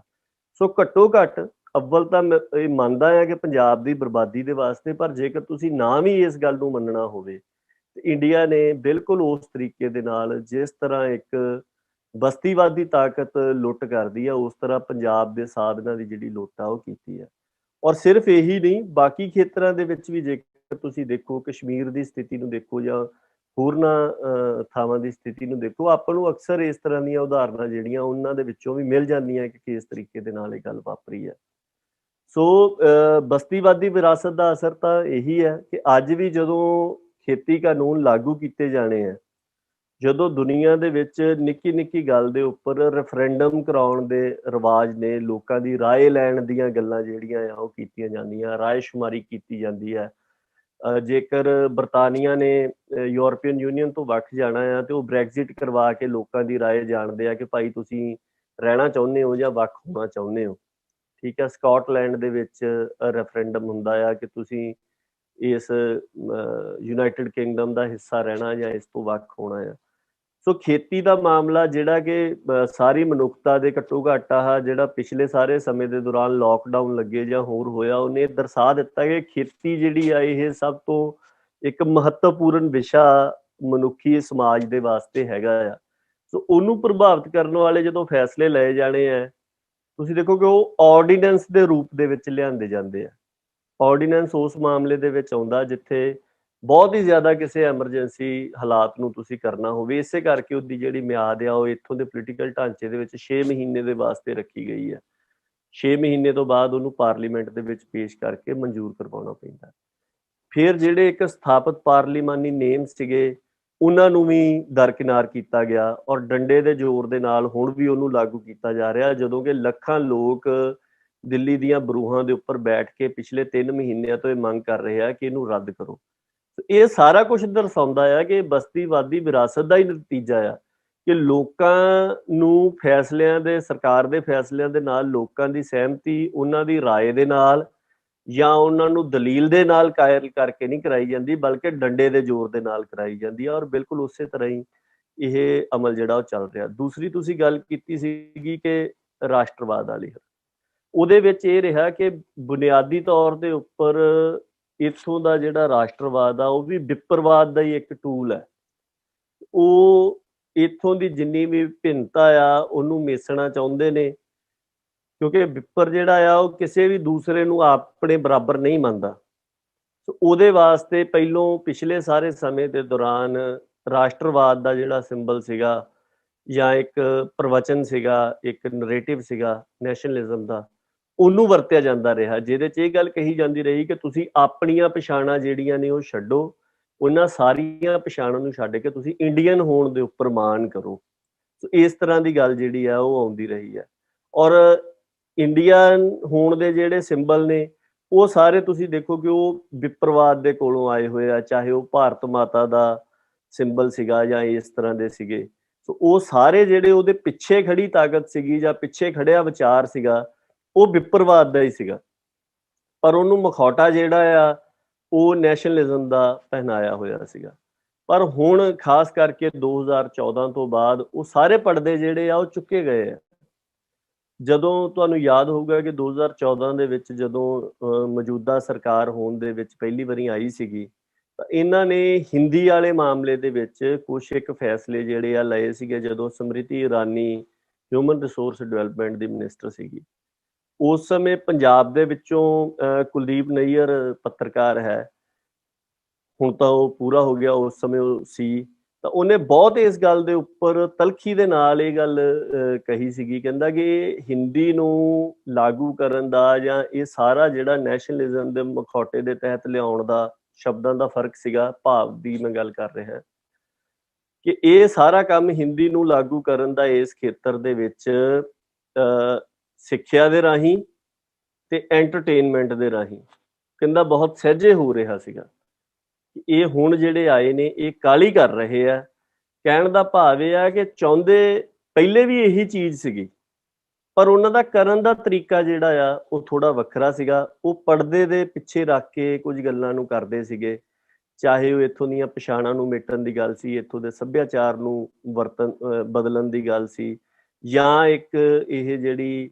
ਨੈਸ਼ਨਲਿਸਟਿਕ ਪਛਾਣ ਸੀਗੀ ਉਹਨੂੰ ਘੜਨ ਦੀ ਗੱਲ ਸੀਗੀ। ਪਰ ਹੁਣ ਵਾਲੀ ਜਿਹੜੀ ਰਜੀਮ ਆ ਇਹਨੇ ਸਾਰੇ ਪਰਦੇ ਜਿਹੜੇ ਆ ਉਹ ਚੁੱਕ ਕੇ ਜਿਹੜਾ ਵਿਪਰਵਾਦ ਦਾ ਆਪਾਂ ਕਹਿ ਸਕਦੇ ਹਾਂ ਕਿ ਅਸਲ ਏਜੰਡਾ ਆ ਉਹਨੂੰ ਸਾਹਮਣੇ ਲੈ ਆਂਦਾ। ਦੂਸਰਾ ਇਹਨੇ ਉਹ ਜਿਹੜਾ ਪਹੀਆ ਬੜਾ ਕਹਿ ਸਕਦੇ ਹਾਂ ਕਿ ਇੱਕ ਰਫ਼ਤਾਰ ਜਿਹੜੀ ਆ ਉਹਦੀ ਉਹ ਬਹੁਤ ਜ਼ਿਆਦਾ ਤੇਜ਼ ਕਰ ਦਿੱਤੀ ਹੈ, ਜਿਹਦੇ ਵਿੱਚੋਂ ਖਾਸ ਕਰਕੇ 2019 ਤੋਂ ਬਾਅਦ ਵੱਡੇ ਪੋਲੀਟੀਕਲ ਫੈਸਲੇ ਜਿੰਨੀ ਰਫ਼ਤਾਰ ਦੇ ਨਾਲ ਇੰਡੀਆ ਦੇ ਵਿੱਚ ਲਾਗੂ ਹੋਏ ਆ ਉਹ ਆਪਣੇ ਸਾਰਿਆਂ ਦੇ ਸਾਹਮਣੇ ਆ। ਸਿਰਫ ਇਹ ਆ ਕਿ ਅਜੇ ਹੋਰ ਪਾਈਪਲਾਈਨ ਦੇ ਵਿੱਚ ਹਨ, ਚਾਹੇ ਉਹ ਯੂਨੀਫਾਰਮ ਸਿਵਲ ਕੋਡ ਦਾ ਮਸਲਾ ਆ, ਚਾਹੇ ਉਹ ਰਿਜ਼ਰਵੇਸ਼ਨ ਨੂੰ ਖਤਮ ਕਰਨ ਦਾ ਮਸਲਾ ਆ। ਪਰ ਉਹ ਹੁਣ ਆ ਕਿਸਾਨ ਸੰਘਰਸ਼ ਵਾਲਾ ਜਿਹੜਾ ਮਸਲਾ, ਇਹ ਅੜ ਜਾਣ ਦੇ ਕਰਕੇ ਉਹਨਾਂ ਦੀ ਜਿਹੜੀ ਰਫ਼ਤਾਰ ਆ ਉਹ ਇੱਕ ਵਾਰ ਜ਼ਰੂਰ ਹੌਲੀ ਹੋਈ ਹੈ। ਪਰ ਅਜੇ ਵੀ ਉਹ ਜਿਸ ਤਰ੍ਹਾਂ ਇਸ ਮਾਮਲੇ ਦੇ ਵਿੱਚ, ਕਾਨੂੰਨਾਂ ਦੇ ਮਾਮਲੇ 'ਚ ਵਾਰ-ਵਾਰ ਇਹ ਗੱਲ ਸਪਸ਼ਟ ਤਰੀਕੇ ਨਾਲ ਕਹਿ ਰਹੇ ਆ, ਬੜੇ ਜ਼ੋਰ ਦੇ ਕੇ ਕਹਿ ਰਹੇ ਆ ਕਿ ਰੱਦ ਨਹੀਂ ਹੋਣੇ, ਰੱਦ ਹੋਣ ਤੋਂ ਇਲਾਵਾ ਤੁਸੀਂ ਜੋ ਮਰਜ਼ੀ ਕਰਾ ਲਓ। ਇਹਦੇ ਤੋਂ ਇਹ ਗੱਲ ਦਾ ਸਾਫ਼ ਅੰਦਾਜ਼ਾ ਲੱਗਦਾ ਆ ਕਿ ਪਿੱਛੇ ਹਟਦੇ ਨਹੀਂ ਨਜ਼ਰ ਆ ਰਹੇ। ਸੁਵੀਰ ਜੀ, ਤੁਹਾਡੀ ਗੱਲ ਗਾਂਹ ਤੋਰਦਿਆਂ ਜਿਹੜਾ ਇਹ ਸਮਰਾਜਵਾਦੀ ਤਾਕਤ ਆ, ਤਾਂ ਇਹਦਾ ਰਿਸ਼ਤਾ ਤੁਸੀਂ ਥੋੜੀ ਜਿਹੀ ਗੱਲ ਕੀਤੀ ਆ ਵੈਸੇ ਕਾਨੂੰਨ ਦੀ, ਪਰ ਉਸ ਗੱਲ ਦੇ ਵਿੱਚ ਅਸੀਂ ਜੇ ਥੋੜੇ ਜਿਹੇ ਗਹਿਰਾਈ ਦੇ ਨਾਲ ਜਾ ਸਕਦੇ ਹਾਂ, ਇਹਦਾ ਕੀ ਸੰਬੰਧ ਹੈ ਜਿਹੜਾ ਲੀਗਲ ਢਾਂਚਾ ਬਣਿਆ, ਲੀਗਲ ਫਰੇਮਵਰਕ ਬਣਿਆ, ਜਾਂ ਕਈ ਜਿੱਦਾਂ ਕਹਿਣ ਨੂੰ ਮਿਲਦਾ ਹੈ ਕਿ ਸੰਵਿਧਾਨ ਦੇ ਵਿੱਚੋਂ ਸਾਨੂੰ ਮਿਲ ਜੂਗਾ ਕੁਛ, ਜਾਂ ਜੋ ਕੁਛ ਹੋ ਰਿਹਾ ਉਹ ਗੈਰ ਸੰਵਿਧਾਨ ਹੋ ਰਿਹਾ ਆ। ਸੋ ਇਹ ਕਾਨੂੰਨੀ ਢਾਂਚੇ ਦਾ ਇੰਪੀਰੀਅਲਿਜ਼ਮ ਦੇ ਨਾਲ ਕੀ ਰਿਸ਼ਤਾ ਆ, ਕਿ ਉਹਦੇ ਵਿੱਚੋਂ ਕੋਈ ਹੱਲ ਨਿਕਲ ਸਕਦਾ ਆ? ਤਾਂ ਇਹ ਇੱਥੇ ਫੈਡਰਲਿਜ਼ਮ ਦੀ ਵੀ ਇੱਕ ਗੱਲ ਆਉਂਦੀ ਹੈ ਕਿ ਫੈਡਰਲਿਜ਼ਮ ਇੱਕ ਕਾਨੂੰਨੀ ਢਾਂਚਾ ਆ, ਇੰਬੈਡਿਡ ਵਿਦਿਨ ਦ ਕਨਸਟੀਟਿਊਸ਼ਨ। ਸੋ ਉਹਦੇ ਵੱਲ ਸਾਨੂੰ ਕਿਸ ਨਜ਼ਰੀਏ ਦੇ ਨਾਲ ਦੇਖਣਾ ਚਾਹੀਦਾ ਤਾਂ ਸਮਝਣਾ ਚਾਹੀਦਾ? ਦੇਖੋ, ਆਪਾਂ ਇਸ ਮਾਮਲੇ ਨੂੰ ਬਿਹਤਰ ਸਮਝਣ ਦੇ ਲਈ ਜਿਹੜੇ ਹੱਲ ਪ੍ਰਚਲਿਤ ਰਹੇ ਨੇ, ਜਿਹੜੇ ਲੋਕ ਜਾਂ ਜਿਹੜੀਆਂ ਧਿਰਾਂ ਇਸ ਖਿੱਤੇ ਦੇ, ਇਸ ਬਹੁਭਾਂਤੀ ਖਿੱਤੇ ਦੀਆਂ ਵੱਖਰੀਆਂ ਵੱਖਰੀਆਂ ਧਿਰਾਂ ਨੇ, ਜਿਹੜੀਆਂ ਇਸ ਮੌਜੂਦਾ ਚੱਲ ਰਹੇ ਪ੍ਰਬੰਧ ਤੋਂ ਸਹਿਮਤ ਇਹਦੇ ਨਾਲ ਨਹੀਂ ਹੈਗੀਆਂ, ਉਹਨਾਂ ਨੂੰ ਲੱਗਦਾ ਆ ਕਿ ਇਹ ਲੋਕ ਪੱਖੀ ਜਾਂ ਇਨਸਾਫ ਪੱਖੀ ਨਹੀਂ ਹੈਗਾ, ਤੇ ਉਹਨਾਂ ਦੇ ਵੱਲੋਂ 6-7 ਤਰ੍ਹਾਂ ਦੇ ਹੱਲ ਜਿਹੜੇ ਨੇ ਉਹ ਇਸ ਮਾਮਲੇ ਦੇ ਵਿੱਚ ਸੁਝਾਏ ਜਾਂਦੇ ਆ। ਪਹਿਲਾਂ ਤਾਂ ਇਹੀ ਕਿਹਾ ਜਾਂਦਾ ਕਿ ਭਾਰਤੀ ਸੰਵਿਧਾਨ ਜਿਹੜਾ ਆ ਇਹ ਬਿਲਕੁਲ ਸਹੀ ਹੈ, ਇਹਦੇ ਵਿੱਚ ਬੜੇ ਵਧੀਆ ਤਰੀਕੇ ਦੇ ਨਾਲ ਤਾਕਤਾਂ ਦੀ ਵੰਡ, ਸਭ ਕੁਛ ਬੜਾ ਕਿਹਾ ਜਾਂਦਾ ਵੀ ਦੁਨੀਆ ਦਾ ਸਭ ਤੋਂ ਵੱਡਾ ਲਿਖਤੀ ਸੰਵਿਧਾਨ ਹੈ, ਔਰ ਸਾਰੀ ਦੁਨੀਆ ਦੀਆਂ ਚੰਗੀਆਂ ਚੀਜ਼ਾਂ ਇਹਦੇ ਵਿੱਚ ਹੈਗੀਆਂ ਨੇ। ਸਿਰਫ ਇਹਨੂੰ ਲਾਗੂ ਕਰਨ ਵਾਲੇ ਬੰਦੇ ਜਿਹੜੇ ਆ ਉਹ ਇਮਾਨਦਾਰ ਨਹੀਂ ਹੈਗੇ। ਜੇ ਇਮਾਨਦਾਰ ਬੰਦਿਆਂ ਨੂੰ ਲਿਆਂਦਾ ਜਾਵੇ ਤੇ ਇਹੀ ਪ੍ਰਬੰਧ ਐਜ ਸੱਚ ਨਿਆਂ ਦੇਣ ਦੇ ਸਮਰੱਥ ਹੈਗਾ। ਇੱਕ ਵਿਚਾਰ ਤਾਂ ਇਹ ਚੱਲਦਾ ਆ, ਇੱਕ ਵਿਚਾਰ ਇਹ ਚੱਲਦਾ ਆ ਕਿ ਨਹੀਂ, ਇਹਦੇ ਵਿੱਚ ਕੁਝ ਇੱਕ ਤਬਦੀਲੀਆਂ ਦੀ ਜ਼ਰੂਰਤ ਜਿਹੜੀ ਆ ਉਹ ਹੈਗੀ ਆ, ਤਾਂ ਕਿ ਜਿਹੜਾ ਤਵਾਜ਼ਨ ਆ ਜਾਂ ਬੈਲੈਂਸ ਆ ਉਹ ਬਣਾਇਆ ਜਾ ਸਕੇ। ਤੀਸਰਾ ਵਿਚਾਰ ਜਿਹੜਾ ਆ ਉਹ ਇਹ ਚੱਲਦਾ ਆ ਫੈਡਰਲਿਜ਼ਮ ਦਾ। ਇੱਥੇ 4 ਮੁੱਖ ਜਿਹੜੇ ਆਮ ਗਿਣਾਏ ਜਾਂਦੇ ਆ, ਬਾਹਰੀ ਰੱਖਿਆ ਦਾ, ਕਰੰਸੀ ਦਾ, ਵਿਦੇਸ਼ ਮਾਮਲਿਆਂ ਦਾ ਤੇ ਕਮਿਊਨੀਕੇਸ਼ਨ ਦਾ, ਵੀ ਇਹਨਾਂ 4 ਨੂੰ ਛੱਡ ਕੇ ਬਾਕੀ ਮਾਮਲੇ ਜਿਹੜੇ ਆ ਉਹ ਸੂਬਿਆਂ ਦੇ ਅਖਤਿਆਰ ਦੇ ਵਿੱਚ ਦੇ ਦੇਣੇ ਚਾਹੀਦੇ ਆ। ਆਟੋਨਮੀ ਜਿਹੜੀ ਆ ਇੰਟਰਨਲੀ ਉਹ ਲਾਗੂ ਕਰ ਦੇਣੀ ਚਾਹੀਦੀ ਹੈ, ਤੇ ਇੱਥੇ ਇੱਕ ਫੈਡਰਲ ਢਾਂਚਾ ਜਿਹੜਾ ਆ ਉਹ ਲੈ ਆਉਣਾ ਚਾਹੀਦਾ। ਵੀ ਇਸ ਤੋਂ ਘੱਟ ਜੇਕਰ ਤੁਸੀਂ ਕੁਛ ਵੀ ਕਰਦੇ ਹੋ ਤੇ ਇਸ ਖਿੱਤੇ ਦਾ ਹੱਲ ਨਹੀਂ ਹੋ ਸਕਦਾ। ਇੱਕ ਵਿਚਾਰ ਇਹ ਵੀ ਹੈਗਾ। ਚੌਥਾ ਵਿਚਾਰ ਇਹ ਹੈਗਾ ਆ ਕਿ ਇੱਥੇ ਵੱਖ-ਵੱਖ ਖੁਦ ਮੁਖਤਿਆਰ ਜਾਂ ਆਜ਼ਾਦ ਜਿਹੜੇ ਹੈਗੇ ਆ ਉਹ ਰਾਜ ਬਣਨ, ਪਰ ਉਹਨਾਂ ਦੀ ਇੱਕ ਸਾਂਝੀ ਯੂਨੀਅਨ ਬਣ ਜਾਵੇ। ਜਿਸ ਤਰ੍ਹਾਂ ਦਾ ਵਿਚਾਰ ਪ੍ਰੋਫੈਸਰ ਪੂਰਨ ਸਿੰਘ ਹੋਣਾ ਨੇ ਵੀ ਸੁਝਾਇਆ ਸੀਗਾ, ਜਿਹੜੀ ਸਾਈਮਨ ਕਮਿਸ਼ਨ ਨੂੰ ਚਿੱਠੀ ਸੀਗੀ ਉਹਦੇ ਵਿੱਚ, ਤੇ ਜਾਂ ਉਸ ਸਮੇਂ ਤਾਂ ਕੋਈ ਇਸ ਤਰ੍ਹਾਂ ਦਾ ਢਾਂਚਾ ਦੁਨੀਆ ਦੇ ਵਿੱਚ ਹੋਣ ਦੇ ਵਿੱਚ ਆਇਆ ਨਹੀਂ ਸੀਗਾ। ਹੁਣ ਜਿਹੜਾ ਆ ਉਹ ਯੂਰਪੀਅਨ ਯੂਨੀਅਨ ਦੇ ਰੂਪ ਦੇ ਵਿੱਚ ਹੈਗਾ ਆ, ਜਿੱਥੇ ਵੱਖਰੇ ਵੱਖਰੇ ਆਜ਼ਾਦ ਮੁਲਕ ਨੇ, ਪਰ ਉਹਨਾਂ ਨੇ ਕਈ ਚੀਜ਼ਾਂ ਆਪਣੀਆਂ ਜਿਹੜੀਆਂ ਆ ਉਹ ਆਪਣੇ ਮਿਊਚੁਅਲ ਫਾਇਦੇ ਦੇ ਵਾਸਤੇ ਸਾਂਝੀਆਂ ਕਰ ਲਈਆਂ ਨੇ। ਵੀ ਜਾਂ ਇੱਥੇ ਕਨਫੈਡਰਲ ਢਾਂਚਾ ਹੈ ਜਿਹੜਾ, ਵੀ ਇੱਥੇ ਇੱਕ ਫੈਡਰਲਿਜ਼ਮ ਦੀ ਥਾਂ ਤੇ ਵੀ ਜਿੰਨੀ ਦੇਰ ਤੱਕ ਕਨਫੈਡਰੇਸ਼ਨ ਬਣੇ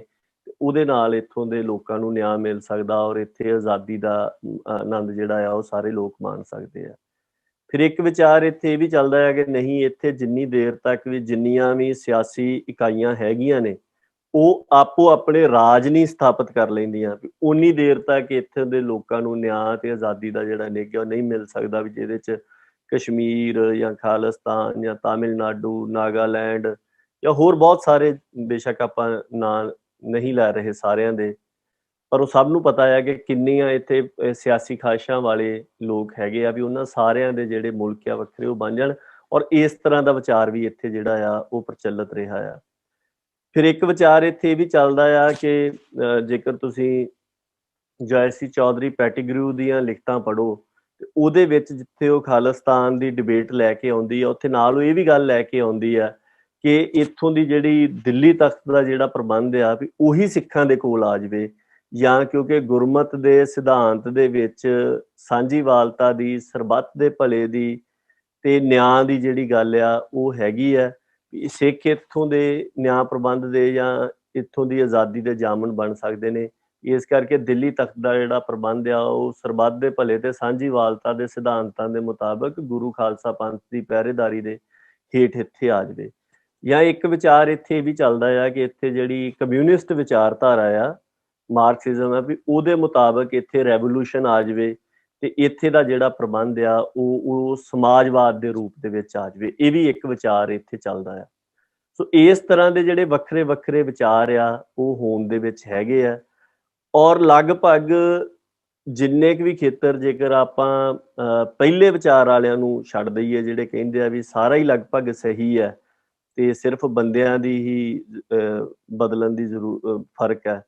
ਉਹ ਤਾਂ ਹੁਣ ਲਗਭਗ ਹਰ ਇੱਕ ਬੰਦਾ ਹੀ ਜਿਹੜਾ ਸਮਝਦਾਰ ਇੰਡੀਆ ਦੇ ਵਿੱਚ ਹੈਗਾ ਉਹ ਜਾਣਦਾ ਆ ਕਿ ਇਸ ਵਿਚਾਰ ਦੇ ਵਿੱਚ ਹੁਣ ਬਹੁਤਾ ਪਾਣੀ ਨਹੀਂ ਰਿਹਾ। ਇਸੇ ਗੱਲ ਨੂੰ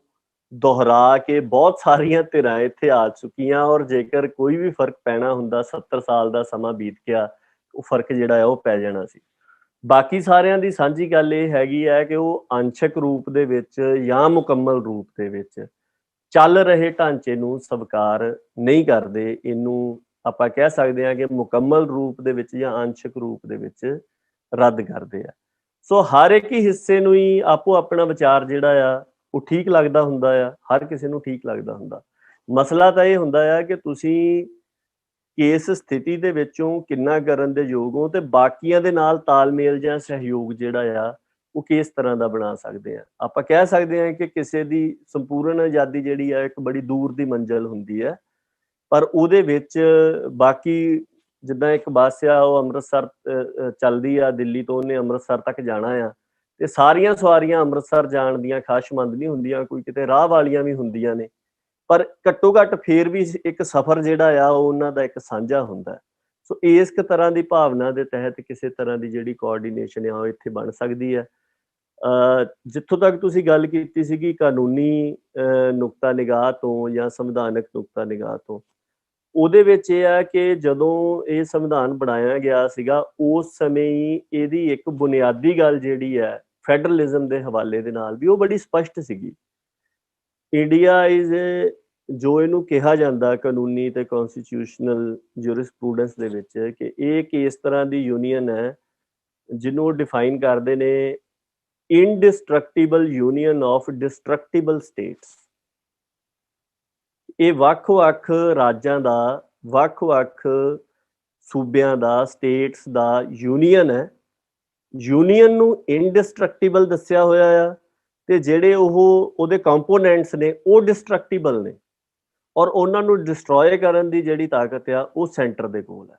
ਔਰ ਇਹ ਮਾਮਲਾ ਜਿਹੜਾ ਆ ਇਹ ਹੁਣ ਮੇਰੇ ਖਿਆਲ ਕਸ਼ਮੀਰ ਸਭ ਤੋਂ ਵੱਧ ਇਹਦੀ ਪ੍ਰਤੱਖ ਉਦਾਹਰਨ ਜਿਹੜੀ ਹੈ ਉਹ ਸਾਹਮਣੇ ਹੈਗੀ ਹੈ ਕਿ ਕਿਸ ਤਰ੍ਹਾਂ ਤੁਸੀਂ ਫੌਜ ਲਾ ਕੇ ਇਹ ਕਹਿ ਕੇ ਕਿ ਇੱਥੇ ਜੀ ਘੁਸਪੈਠ ਦਾ ਖਤਰਾ ਆ, ਫਲਾਣ ਹੈ, ਉੱਥੇ ਤੁਸੀਂ ਫੌਜ ਲਾ ਲੈਂਦੇ ਹੋ, ਫੌਜ ਲਾ ਕੇ ਉਹਨਾਂ ਲੋਕਾਂ ਨੂੰ ਘਰਾਂ ਦੇ ਵਿੱਚ ਬੰਦ ਕਰ ਦਿੰਦੇ ਹੋ, ਤਾੜ ਦਿੰਦੇ ਹੋ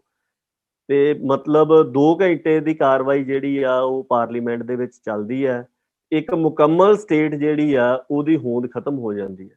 ਔਰ ਉਹਦੀ ਥਾਂ ਦੇ ਉੱਪਰ ਕੇਂਦਰ ਦੇ ਅਧੀਨ ਚੱਲਣ ਵਾਲੀਆਂ 2 ਐਡਮਿਨਿਸਟ੍ਰੇਟਿਵ ਯੂਨਿਟਸ ਜਿਹੜੀਆਂ ਨੇ ਉਹ ਹੋਂਦ ਦੇ ਵਿੱਚ ਆ ਜਾਂਦੀ ਹੈ। ਸੋ ਇਦਾਂ ਦੇ ਢਾਂਚੇ ਦੇ ਵਿੱਚ ਜਿਹੜੇ ਬੰਦੇ ਕਹਿੰਦੇ ਆ ਕਿ ਫੈਡਰਲਿਜ਼ਮ ਆ ਇੱਥੇ, ਉਹ ਮਤਲਬ ਕਿਸ ਤਰ੍ਹਾਂ ਦਾ ਫੈਡਰਲਿਜ਼ਮ ਆ, ਇਹ ਗੱਲ ਸਾਹਮਣੇ ਹੈ। ਔਰ ਇਹ ਨਹੀਂਗਾ ਕਿ ਇਹ ਗੱਲ ਬੀਜੇਪੀ ਨੇ ਕਰ ਦਿੱਤੀ, ਕਿ ਇਹ ਇਹਨਾਂ ਦੇ ਆਉਣ ਕਰਕੇ ਹੀ ਹੋ ਗਈ, ਇਹਨਾਂ ਨੇ ਉਹ ਲਾਗੂ ਕਰ ਦਿੱਤੀ। ਇਸ ਗੱਲ ਦੀ ਸੰਭਾਵਨਾ ਤਾਂ ਪਹਿਲੇ ਦਿਨ ਤੋਂ ਹੀ ਪਈ ਹੋਈ ਸੀਗੀ। ਜਦੋਂ ਸਟੇਟਸ ਨੂੰ ਬਿਨਾਂ ਉਹਨਾਂ ਦੀ ਰਾਏ ਮਸ਼ਵਰੇ ਤੋਂ, ਬਿਨਾਂ ਉਹਨਾਂ ਦੇ ਕਿਸੇ ਵੀ ਰੈਜ਼ੋਲੂਸ਼ਨ ਤੋਂ ਜਾਂ ਬਿਨਾਂ ਉਹਨਾਂ ਵੱਲੋਂ ਕਿਸੇ ਵੀ ਪ੍ਰਪੋਜ਼ਲ, ਪ੍ਰੈਕਟੀਕਲ ਪ੍ਰਪੋਜ਼ਲ ਜਾਂ ਤਜਵੀਜ਼ ਆਏ ਤੋਂ ਤੋੜਨ ਦੀ ਤਾਕਤ ਜਾਂ ਉਹਦੇ ਖੇਤਰ ਨੂੰ ਬਦਲਣ ਦੀ ਜਿਹੜੀ ਤਾਕਤ ਆ ਉਹ ਕੇਂਦਰ ਨੂੰ ਦਿੱਤੀ ਜਾ ਰਹੀ ਹੈ, ਤਾਂ ਉਹ ਸਾਫ਼ ਆ ਕਿ ਉਹ ਮਤਲਬ ਕੱਲ ਨੂੰ ਸਾਰੇ ਹੀ ਇੰਡੀਆ ਨੂੰ, ਸਟੇਟਸ ਨੂੰ ਤੋੜ ਕੇ ਤੇ ਇੱਥੇ ਯੂਨੀਅਨ ਟੈਰੀਟਰੀਜ਼ ਜਿਹੜੀਆਂ ਨੇ ਉਹ ਐਲਾਨ ਸਕਦੇ ਆ, ਸਿੱਧਾ ਪ੍ਰਬੰਧ ਜਿਹੜਾ ਆ ਉਹ ਆਪਣੇ ਹੱਥ ਦੇ ਵਿੱਚ ਲੈ ਸਕਦੇ ਆ। ਫਿਰ ਇਹ ਆ ਕਿ ਐਕਸਟਰਨਲ ਐਮਰਜੈਂਸੀ ਤੋਂ ਇਲਾਵਾ ਜਿਹੜਾ ਇੱਕ ਇੰਟਰਨਲ ਐਮਰਜੈਂਸੀ ਲਾ ਕੇ ਸਾਰੀਆਂ ਤਾਕਤਾਂ ਜੋ ਪੰਜਾਬ ਦੇ ਵਿੱਚ ਵਾਪਰਿਆ ਉਹ ਆਪਣੇ ਸਾਰਿਆਂ ਦੇ ਸਾਹਮਣੇ ਆ ਇੱਥੇ ਉਹਨਾਂ ਨੇ ਐਮਰਜੈਂਸੀ ਦਾ ਐਲਾਨ ਕਰਕੇ ਔਰ ਇੱਥੋਂ ਦੀਆਂ ਜਿੰਨੀਆਂ ਵੀ ਤਾਕਤਾਂ ਸੀਗੀਆਂ ਉਹ ਸਾਰੀਆਂ ਕੇਂਦਰ ਦੇ ਕੋਲ ਲੈ ਜਾਂਦੇ ਸੀਗੇ। ਸੋ ਇਸ ਤਰ੍ਹਾਂ ਦੀਆਂ ਜਿਹੜੀਆਂ ਚੀਜ਼ਾਂ ਪਈਆਂ ਹੋਈਆਂ ਉਹ ਆਪਾਂ ਕਹਿ ਸਕਦੇ ਹਾਂ ਵੀ ਫੈਡਰਲ ਢਾਂਚਾ ਇਹ ਐਂਟੀਥੀਸਿਸ ਨੇ ਫੈਡਰਲ ਸਟਰਕਚਰ ਦਾ, ਔਰ ਇਹਨਾਂ ਦੇ ਹੁੰਦਿਆਂ ਹੋਇਆਂ ਕਿਸੇ ਵੀ ਤਰ੍ਹਾਂ ਦਾ ਵਿਹਾਰਕ ਸੰਘਵਾਦ ਜਾਂ ਫੈਡਰਲਿਜ਼ਮ ਜਿਹੜਾ ਆ ਉਹ ਇੱਥੇ ਹੋਂਦ ਦੇ ਵਿੱਚ ਨਹੀਂ ਆ ਸਕਦਾ, ਕਹਿਣ ਨੂੰ ਭਾਵੇਂ ਕੋਈ ਕੁਝ ਵੀ ਕਹੀ ਜਾਵੇ। ਔਰ ਇਹਦੇ ਵਿੱਚ ਇੱਕ ਛੋਟੀ ਜੀ ਗੱਲ ਜੇਕਰ ਕਾਨੂੰਨ ਵਾਲੇ ਮਾਮਲੇ ਦੇ ਵਿੱਚ ਕਰ ਦਈਏ ਤੇ ਉਹ ਬੜੀ ਸਪਸ਼ਟ ਹੈਗੀ ਆ ਕਿ ਜਿਹੜੀਆਂ ਭਾਰਤੀ ਸੁਪਰੀਮ ਕੋਰਟ ਦੇ ਵਿੱਚ ਪਟੀਸ਼ਨਾਂ ਪਈਆਂ ਕਸ਼ਮੀਰ ਵਾਲੇ ਮਾਮਲੇ ਦੇ ਵਿੱਚ, ਇੱਕ ਵਾਰੀ ਸੁਪਰੀਮ ਕੋਰਟ ਦੇ ਜਿਹੜੀ ਲਿਸਟਿੰਗ ਦਾ ਚਾਰਟ ਹੈਗੇ ਆ ਉਹਨਾਂ ਦੇ ਪਿਛਲੇ ਵਰਕੇ ਫੋਲ ਕੇ ਵੇਖ ਲਏ ਜਾਣ ਕਿ ਉਹਨਾਂ ਦੇ ਨਾਲ ਵਾਪਰਿਆ ਕੀ, ਉਹਨਾਂ ਦਾ ਕੀ ਬਣਿਆ। ਇਸੇ ਤੋਂ ਹੀ ਪਤਾ ਲੱਗ ਜਾਂਦਾ ਕਿ ਕਾਨੂੰਨੀ ਤੌਰ ਦੇ ਉੱਪਰ ਚਾਰਾਜੋਈ ਦੀਆਂ ਗੁੰਜਾਇਸ਼ਾਂ ਜਿਹੜੀਆਂ ਨੇ ਉਹ ਕਿੰਨੀਆਂ ਕੁ ਪਈਆਂ ਹੋਈਆਂ। ਹਾਂਜੀ ਜੀ, ਸੋ ਭਾਈ ਸਾਹਿਬ ਜੋ ਇਸੇ ਗੱਲ ਤੇ ਆਪਾਂ ਜਾਰੀ ਰੱਖਦੇ ਹੋਏ ਜੇ ਆਪਾਂ ਇਤਿਹਾਸਿਕ ਤੌਰ ਤੇ ਦੇਖੀਏ ਧਰਮ ਯੁੱਧ ਮੋਰਚੇ ਨੂੰ ਤੇ ਉਸ ਦੀ ਲੈਗੇਸੀ ਨੂੰ ਤੇ ਜਿਹੜੀ ਆਪਣੀ ਸਿੱਖ ਜੁਝਾਰੂ ਲਹਿਰ ਸੀ ਉਹਨਾਂ ਨੇ ਕਿੱਦਾਂ ਇਸ ਇੰਡੀਅਨ ਇੰਪੀਰੀਅਲਿਜ਼ਮ ਨੂੰ ਕਨਫਰੰਟ ਕੀਤਾ ਸੀਗਾ, ਉਸ ਸਮੇਂ ਤੋਂ ਲੈ ਕੇ ਅੱਜ ਤੱਕ ਜਿਹੜਾ ਇਹ ਸੈਂਟਰਲਾਈਜੇਸ਼ਨ ਹੈਗਾ ਆ ਦਿੱਲੀ ਤਖਤ ਦਾ ਪਾਵਰ ਦਾ,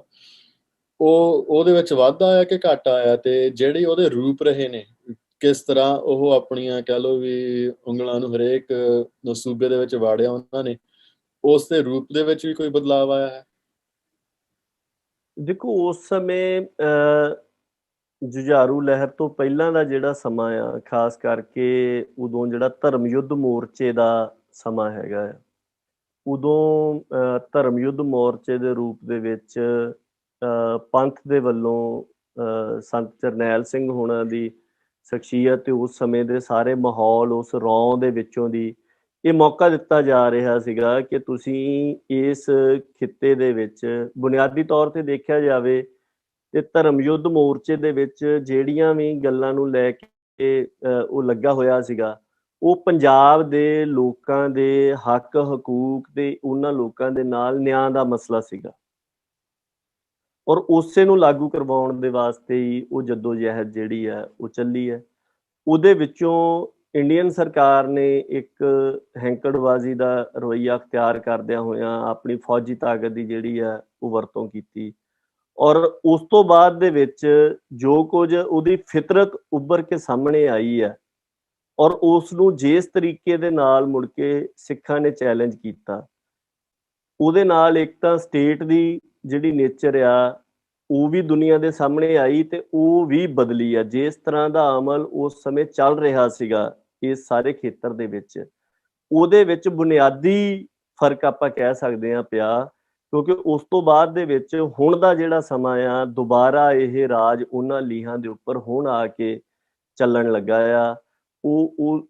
ਉਨੀ ਸਮਰੱਥਾ ਜਾਂ ਉਨੀ ਉਹਦੀ ਜਿਹੜੀ ਸ਼ਾਰਪਨੈਸ ਆ ਉਹ ਨਹੀਂ ਸੀ ਰਹੀ, ਕਿਉਂਕਿ ਜਿੰਨਾ ਵੱਡਾ ਚੈਲੰਜ ਜਿਹੜਾ ਆ ਉਹ ਸਿੱਖਾਂ ਦੇ ਵੱਲੋਂ ਜਾਂ ਜੁਝਾਰੂ ਲਹਿਰ ਦੇ ਵੱਲੋਂ ਉਹਨਾਂ ਨੂੰ ਕੀਤਾ ਗਿਆ ਸੀਗਾ।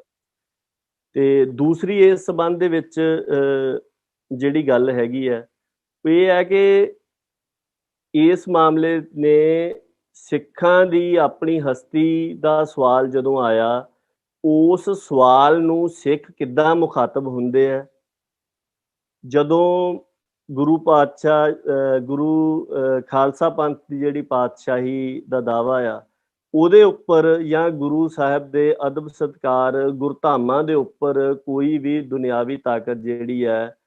ਉਹ ਨਿਆਂ ਲੋਕਾਂ ਨੂੰ ਨਿਆਂ ਦੇਣ ਦੀ ਬਜਾਏ ਉਲਟਾ ਉਹਦੇ ਉੱਪਰ ਹੀ ਹਮਲਾਵਰ ਹੋ ਕੇ ਆਉਂਦੀ ਹੈ, ਤਾਂ ਉਦੋਂ ਫਿਰ ਜਿਹੜੀ ਇੱਕ ਜੀਵਨ ਜਾਂਚ ਪਹਿਲਾਂ ਆਪਾਂ ਆਮ ਆਪਣੀ ਜ਼ਿੰਦਗੀ ਦੇ ਵਿੱਚ ਦੇਖਦੇ ਸੀਗੇ ਕਿ ਸਿੱਖਾਂ ਦੇ ਵਿੱਚ ਨਹੀਂ ਸੀ ਹੁੰਦੀ, ਜੇ ਆਪਾਂ ਆਮ ਤੌਰ ਤੇ ਕਹਿ ਦਿੰਦੇ ਹਾਂ ਕਿ ਖਾਲਸਾ ਜੀ ਦਾ ਜਲਾਉ ਉਸ ਤਰ੍ਹਾਂ ਦਾ ਨਹੀਂ ਸੀਗਾ। ਖਾੜਕੂ ਲਹਿਰ ਨੂੰ ਸ਼ਾਇਦ ਇਸ ਸੰਦਰਭ ਦੇ ਵਿੱਚ ਦੇਖਿਆ ਜਾਣਾ ਚਾਹੀਦਾ ਕਿ ਉਹਨਾਂ ਨੇ ਉਸ ਜਲਾਉ ਨੂੰ ਦੁਬਾਰਾ ਧਰਤੀ ਦੇ ਉੱਪਰ ਪ੍ਰਗਟ ਕੀਤਾ ਤੇ ਉਸ ਜੀਵਨ ਜਾਂਚ ਨੂੰ ਜਿਉਂ ਕੇ ਦਿਖਾਇਆ। ਉਹਨਾਂ ਉਸ ਸਮੇਂ ਦੇ ਦੌਰਾਨ ਹੋਈਆਂ ਸ਼ਹੀਦੀਆਂ ਤੇ ਉਸ ਸਮੇਂ ਦੇ ਵਿੱਚ ਵਿਚਰੀਆਂ ਸ਼ਖਸੀਅਤਾਂ ਦੇ ਵੱਲੋਂ ਜੋ ਜੀਵਨ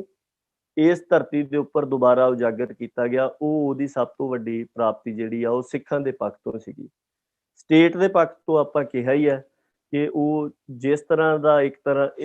ਤਾਂ ਉਹਦੀ ਜਿਹੜੀ ਅਸਲ ਫਿਤਰਤ ਸੀਗੀ ਉਹ ਕਿਸ ਤਰੀਕੇ ਦੇ ਨਾਲ ਸਾਰੇ ਜੱਗ ਦੇ ਸਾਹਮਣੇ ਆਈ ਹੈ। ਦੂਜਾ ਇਹ ਆ ਕਿ ਜਿੰਨਾ ਤਾਣ ਦੇ ਵਿੱਚ ਉਹ ਉਸ ਸਮੇਂ ਆਈ ਹੋਈ ਸੀਗੀ ਵੀ ਉਹਨੂੰ ਵੀ ਭੰਨਿਆ ਗਿਆ ਖਾਲਸੇ ਦੇ ਵੱਲੋਂ, ਔਰ ਦੁਬਾਰਾ ਇੱਕ ਸਮਾਂ ਪਾ ਕੇ ਸਟੇਟ ਭਾਵੇਂ ਅੱਜ ਉਹਨਾਂ ਲੀਹਾਂ ਦੇ ਉੱਪਰ ਜਾਣ ਦੀ ਕੋਸ਼ਿਸ਼ ਕਰ ਰਹੀ ਆ, ਇੱਕ ਵਾਰ ਉਸ ਸਾਰੇ ਅਮਲ ਨੂੰ ਬੜੇ ਵੱਡੇ ਪੱਧਰ ਦੇ ਉੱਪਰ ਆਪਾਂ ਕਹਿ ਸਕਦੇ ਹਾਂ ਕਿ ਪਛਾੜ ਦਿੱਤਾ ਗਿਆ ਸੀ। ਹਾਂਜੀ। ਸੋ ਜਿਹੜਾ ਅੱਜ ਦਾ ਹੁਣ ਕਿਸਾਨੀ ਮੋਰਚਾ ਆ, ਇਹਦੇ ਵਿੱਚੋਂ ਕਿਹੜੀਆਂ ਪੋਸੀਬਿਲਿਟੀਆਂ ਜਾਂ ਕਿਹੜਾ ਸੁਝਾਅ ਨਿਕਲਦਾ ਜਿਹੜਾ ਤੁਹਾਨੂੰ ਦਿਸਦਾ ਆ ਕਿ ਇੱਕ ਤਾਂ ਇੰਡੀਅਨ ਇੰਪੀਰੀਅਲਿਜ਼ਮ ਦੇ ਨੇਚਰ ਤਾਂ ਕੈਰੈਕਟਰ ਬਾਰੇ,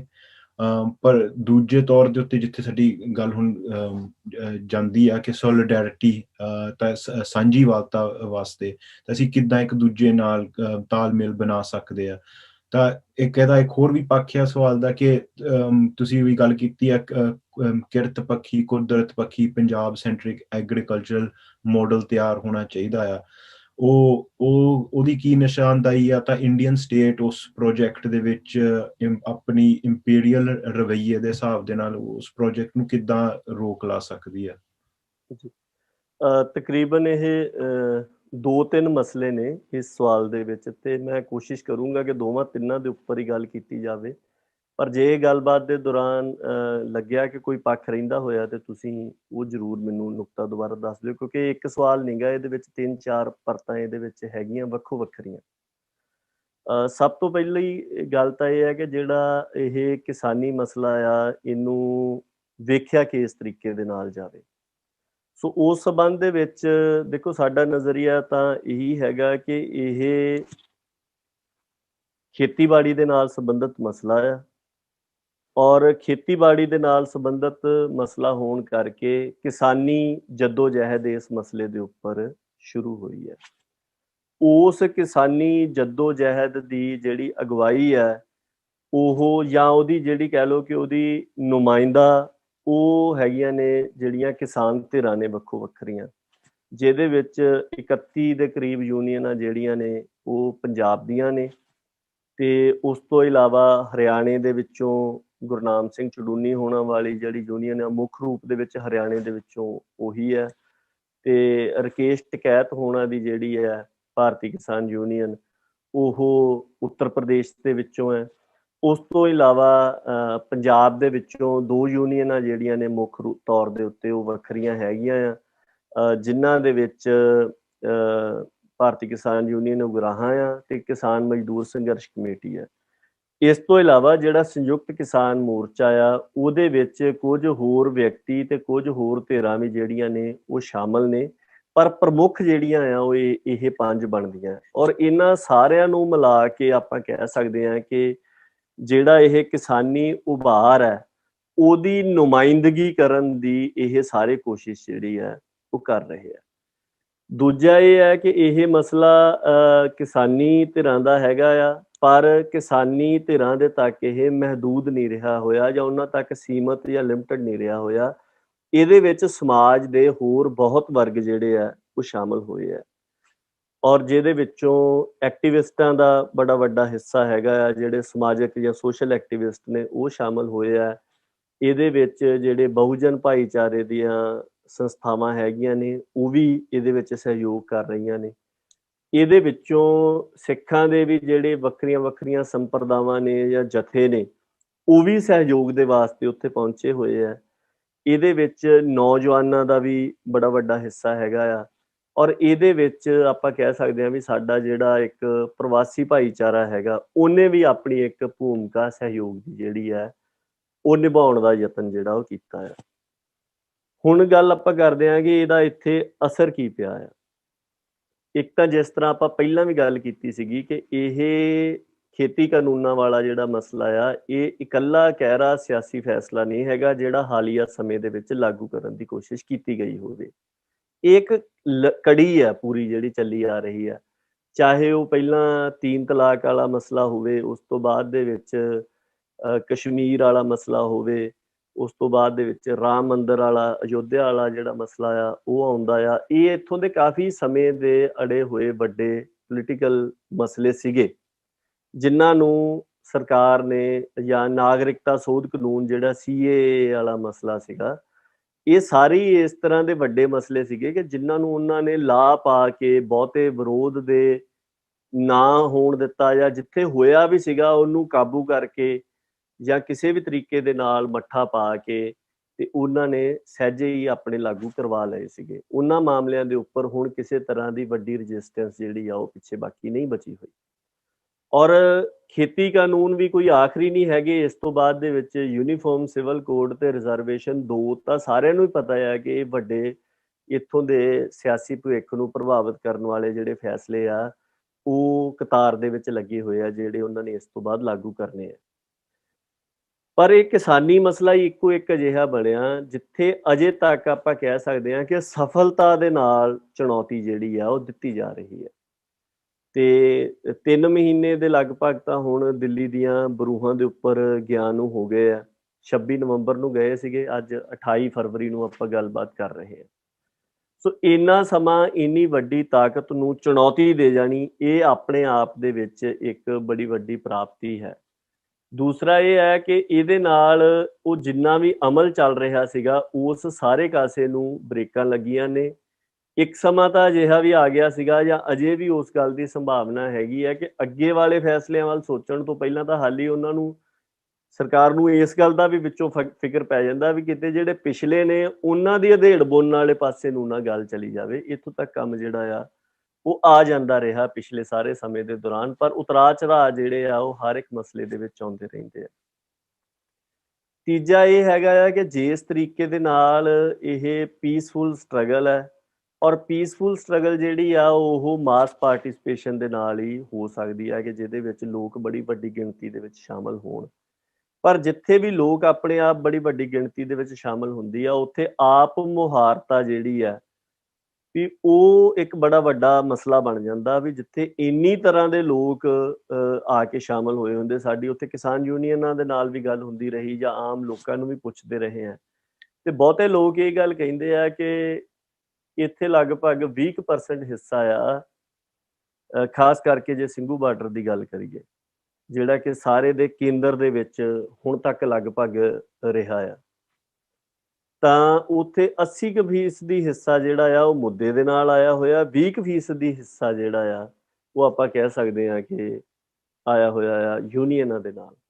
ਸੋ ਇੰਨੀ ਵੱਡੀ ਪੱਧਰ ਦੇ ਉੱਪਰ ਲੋਕਾਂ ਦੀ ਸ਼ਮੂਲੀਅਤ ਹੋਈ ਹੋਵੇ ਤਾਂ ਉਹਦੇ ਵਿੱਚ ਜਿਹੜਾ ਆਪਣੇ ਆਪ ਡੀਰੇਲ ਹੋਣ ਦਾ ਖਦਸ਼ਾ ਹੁੰਦਾ ਆ, ਉਹ 26 ਜਨਵਰੀ ਨੂੰ ਸਾਹਮਣੇ ਵੀ ਆਇਆ ਸੀਗਾ। ਪਰ ਉਹਦੇ ਬਾਵਜੂਦ ਲੋਕਾਂ ਨੇ ਜਿਸ ਤਰ੍ਹਾਂ ਦਾ ਸੈਲਫ ਡਿਸਿਪਲਿਨ ਦਿਖਾਇਆ, ਜਿੱਦਾਂ ਲੋਕ ਦਿੱਲੀ ਦੇ ਵਿੱਚ ਇੱਕ ਵਾਰ ਦਾਖਲ ਹੋ ਗਏ ਸੀਗੇ ਸਾਰੇ ਨਾਕੇ ਤੋੜ ਕੇ, ਪਰ ਉੱਥੇ ਬਿਨਾਂ ਕਿਸੇ ਵੀ ਵੱਡੀ ਘਟਨਾਕ੍ਰਮ ਨੂੰ ਅੰਜਾਮ ਦਿੱਤਿਆਂ ਹੋਇਆਂ ਲੋਕ ਵਾਪਸ ਆ ਗਏ। ਜਿਹੜਾ ਥੋੜਾ ਬਹੁਤਾ ਘਟਨਾਕ੍ਰਮ ਵਾਪਰਿਆ ਉਹ ਪੁਲਿਸ ਦੇ ਜਾਂ ਸਰਕਾਰ ਦੇ ਰਵੱਈਏ ਕਰਕੇ ਵਾਪਰਿਆ। ਔਰ ਹੁਣ ਜਿਹੜੇ ਬੰਦੇ ਜੇਲ੍ਹਾਂ ਚੋਂ ਬਾਹਰ ਆ ਰਹੇ ਨੇ ਉਹਨਾਂ ਦੀਆਂ ਸਟੇਟਮੈਂਟਾਂ ਤੋਂ ਪਤਾ ਲੱਗ ਰਿਹਾ ਕਿ ਬਹੁਤੇ ਲੋਕ ਆਪਣੇ ਪੜਾਵਾਂ ਵੱਲ ਵਾਪਸ ਆਉਂਦੇ ਪੁਲਿਸ ਨੇ ਫੜ ਕੇ ਨਰੇਲਾ ਜਾਂ ਹੋਰਨਾਂ ਥਾਵਾਂ ਤੋਂ ਉਹਨਾਂ ਨੂੰ ਕੀਤਾ ਹੈ।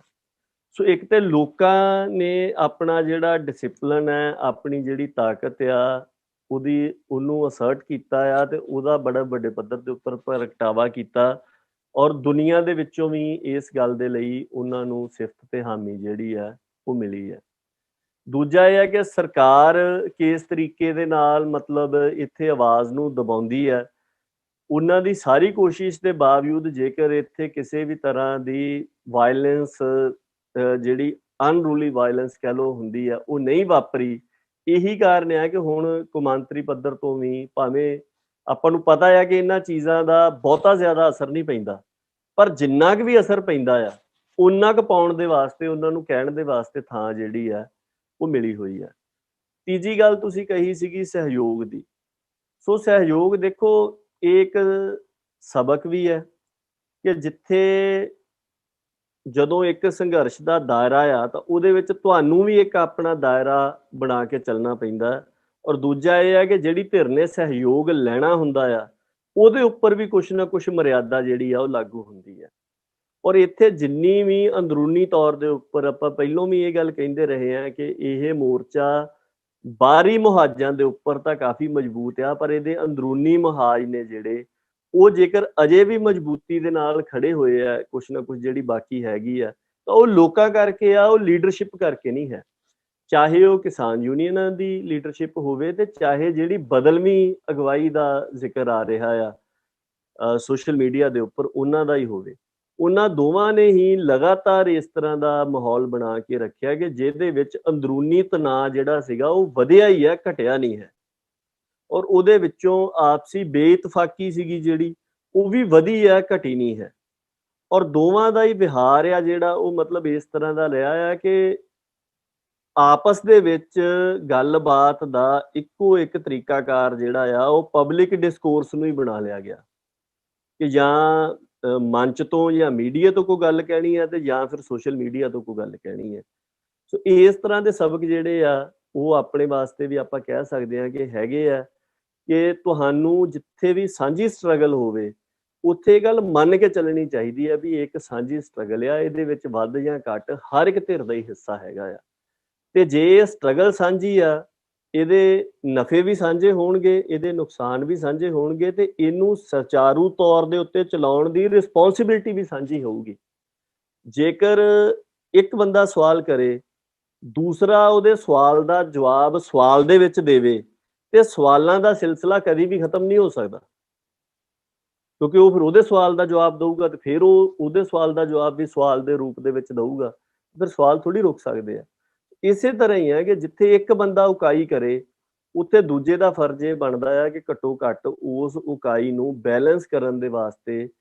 ਉਸ ਤਰ੍ਹਾਂ ਦਾ ਮਾਹੌਲ ਜਿਹੜਾ ਆ ਉਹ ਬਣਾਇਆ ਜਾਵੇ ਕਿ ਨਾ ਕਿ ਤੁਸੀਂ ਇਸ ਤਰੀਕੇ ਦੇ ਨਾਲ ਕਰੋ ਕਿ ਆਪਸੀ ਖਿੱਚੋਤਾਣ ਜਿਹੜੀ ਹੈ ਉਹ ਵਧੇ। ਪਰ ਇਹ ਅੰਦਰੂਨੀ ਗੱਲਾਂ ਜਾਂ ਕਹਿ ਲਓ ਕਿ ਇਸ ਤਰ੍ਹਾਂ ਦੀਆਂ ਗੱਲਾਂ ਨੂੰ ਜੇਕਰ ਆਪਾਂ ਛੱਡ ਦਈਏ ਕਿ ਸਹਿਯੋਗ ਦੀ ਕਿਸ ਤਰ੍ਹਾਂ ਦੀ ਸੰਭਾਵਨਾ ਇੱਥੇ ਉੱਭਰੀ ਆ, ਉਹਦੇ ਵਿੱਚ ਇਹ ਗੱਲ ਜ਼ਰੂਰ ਯਾਦ ਰੱਖਣੀ ਚਾਹੀਦੀ ਹੈ, ਖਾਸ ਕਰਕੇ ਸਿੱਖਾਂ ਨੂੰ, ਕਿ ਇਸ ਸਾਰੇ ਮਸਲੇ ਨੇ ਇਹ ਗੱਲ ਦੁਬਾਰਾ ਦਿਖਾ ਦਿੱਤੀ ਕਿ ਇੱਥੋਂ ਦੇ ਲੋਕਾਂ ਦੀ ਜਿਹੜੀ ਸਾਂਝੀ ਸਟਰਗਲ ਹੈ ਸਰਬੱਤ ਦੇ ਭਲੇ ਦੇ ਵਾਸਤੇ ਜਾਂ ਲੋਕਾਈ ਦੀ ਭਲਾਈ ਦੇ ਵਾਸਤੇ, ਜਾਂ ਇੱਥੋਂ ਦੇ ਕਿਸੇ ਵੀ ਵਰਗਾਂ ਨੂੰ ਜਿਹੜੇ ਲਤਾੜੇ ਹੋਏ ਲੋਕ ਨੇ ਉਹਨਾਂ ਨੂੰ ਨਿਆਂ ਦਿਵਾਉਣ ਦੇ ਵਾਸਤੇ, ਵੀ ਉਹਦੀ ਜਿਹੜੀ ਅਗਵਾਈ ਹੈ ਉਹ ਸਮੁੱਚੇ ਰੂਪ ਦੇ ਵਿੱਚ ਸਿੱਖ ਕਰਨ ਦੇ ਸਮਰੱਥ ਹੈਗੇ ਨੇ। ਇੰਨੀ ਵੱਡੀ ਰਜੀਮ ਨੂੰ ਟਾਕਰਾ ਦੇਣਾ, ਸਫਲਤਾ ਦੇ ਨਾਲ ਟਾਕਰਾ ਦੇਣਾ, ਇਸ ਗੱਲ ਨੇ ਸਿੱਖਾਂ ਦੀ ਸਪਿਰਿਟ ਨੂੰ, ਉਹਨਾਂ ਦੀ ਕਾਬਲੀਅਤ ਨੂੰ ਤੇ ਉਹਨਾਂ ਦੀ ਲੀਡਰਸ਼ਿਪ ਕੁਆਲਿਟੀ ਨੂੰ ਅਸਰਟ ਕੀਤਾ, ਜਿਹਨੂੰ ਕਿ ਤੁਸੀਂ ਬਾਕੀ ਖੇਤਰਾਂ ਦੇ ਲੋਕਾਂ ਨੇ, ਚਾਹੇ ਉਹ ਹਰਿਆਣਾ ਹੋਵੇ, ਰਾਜਸਥਾਨ ਹੋਵੇ, ਉੱਤਰ ਪ੍ਰਦੇਸ਼ ਹੋਵੇ, ਮੱਧ ਪ੍ਰਦੇਸ਼ ਹੋਵੇ, ਮਹਾਰਾਸ਼ਟਰ ਹੋਵੇ, ਤਾਮਿਲਨਾਡੂ ਹੋਵੇ, ਇਹ ਮੈਂ ਉਹਨਾਂ ਥਾਵਾਂ ਦਾ ਜ਼ਿਕਰ ਕਰ ਰਿਹਾ ਜਿਨ੍ਹਾਂ ਤੋਂ ਕੋਈ ਨਾ ਕੋਈ ਸਾਨੂੰ ਡਾਇਰੈਕਟ ਇਨਪੁਟ ਮਿਲੀ ਹੈ, ਚਾਹੇ ਉਹ ਉੱਥੋਂ ਦੇ ਲੀਡਰਾਂ ਨੇ ਬਿਆਨ ਦਿੱਤੇ ਹੋਣ ਤੇ ਚਾਹੇ ਉੱਥੋਂ ਦੇ ਜਿਹੜੇ ਗਰੁੱਪ ਨੇ ਉਹਨਾਂ ਦੇ ਨਾਲ ਕੋਈ ਤਾਲਮੇਲ ਜਾਂ ਰਾਬਤਾ ਹੋਇਆ ਹੋਵੇ। ਇਹਨਾਂ ਸਾਰਿਆਂ ਨੇ ਇਹ ਗੱਲ ਮੰਨੀ ਹੈ ਕਿ ਸਿੱਖਾਂ ਨੇ ਇਸ ਮਾਮਲੇ ਦੇ ਵਿੱਚ ਸਾਂਝੀ ਲੜਾਈ ਜਿਹੜੀ ਹੈ ਉਹਨੂੰ ਲੜਨ ਦੀ ਜ਼ਿੰਮੇਵਾਰੀ ਜਿਹੜੀ ਆ ਉਹ ਆਪਣੇ ਮੋਢਿਆਂ ਦੇ ਉੱਪਰ ਚੁੱਕੀ, ਔਰ ਬੜੀ ਬਾਖੂਬੀ ਚੁੱਕੀ, ਔਰ ਉਹਨਾਂ ਨੇ ਆਪਾਂ ਕਹਿ ਸਕਦੇ ਹਾਂ ਵੀ ਅਗਵਾਈ ਕਬੂਲੀ ਹੈ ਇਸ ਗੱਲ ਦੇ ਉੱਪਰ। ਹੁਣ ਇਹ ਗੱਲ ਹੁੰਦੀ ਹੈ ਕਿ ਜਦੋਂ ਦੂਸਰੀਆਂ ਧਿਰਾਂ ਤੁਹਾਡੇ ਉੱਪਰ ਭਰੋਸਾ ਜਤਾਉਣ ਤੇ ਉਸ ਭਰੋਸੇ ਦੇ ਹਾਣ ਦੇ ਜਿਹੜੇ ਗੁਣ ਆ ਉਹ ਵੀ ਤੁਹਾਨੂੰ ਆਪਣੇ ਅੰਦਰ ਪੈਦਾ ਕਰਨੇ ਪੈਂਦੇ ਆ ਜਾਂ ਸਾਂਭ ਕੇ ਰੱਖਣੇ ਪੈਂਦੇ ਆ। ਜਿਸ ਗੱਲ ਤੋਂ ਆਪਾਂ ਇਹ ਗੱਲ ਕਹਿ ਸਕਦੇ ਹਾਂ, ਜੇਕਰ ਆਪਾਂ ਇਹਦੀ ਸੰਖੇਪ ਪੜਚੋਲ ਕਰਨੀ ਹੋਵੇ, ਕਿ ਜਿੱਥੇ ਕਿਸੇ ਨਾ ਕਿਸੇ ਪੱਧਰ ਦੇ ਉੱਪਰ ਹੁਣ ਲੱਗਦਾ ਆ ਕਿ ਜਿਸ ਥਾਂ ਦੇ ਉੱਤੇ ਅਸੀਂ ਖੜੇ ਹਾਂ ਇਸ ਤੋਂ ਬਿਹਤਰ ਹਾਲਤ ਦੇ ਵਿੱਚ ਜਾਣ ਵੱਲ ਨੂੰ ਸਾਨੂੰ ਸੋਚਣਾ ਚਾਹੀਦਾ ਆ। ਸਮੁੱਚੇ ਰੂਪ ਦੇ ਵਿੱਚ ਸਿੱਖਾਂ ਨੇ, ਔਰ ਇੱਕ ਗੱਲ ਹੋਰ ਹੈ ਜੋ ਮੇਰੀ ਭਾਵਨਾ ਆ, ਮੈਂ ਚਲੋ ਤੁਹਾਡੇ ਮੰਚ ਤੋਂ ਇਹ ਵੀ ਸਾਂਝੀ ਕਰ ਦੇਣੀ ਚਾਹੁੰਦਾ ਆ ਕਿ ਇਸ ਮਾਮਲੇ ਦੇ ਵਿੱਚ ਜਿੰਨੀ ਸਿੱਖਾਂ ਨੂੰ ਵਡਿਆਈ ਮਿਲੀ ਹੈ, ਮੇਰਾ ਇਹ ਮੰਨਣਾ ਆ ਕਿ ਇਸ ਵਡਿਆਈ ਦਾ ਜਿਹੜਾ ਸਿਹਰਾ ਆ ਉਹ ਕਿਸੇ ਇੱਕ ਸਿੱਖ ਫੇਸ, ਕਿਸੇ ਸ਼ਖਸੀਅਤ,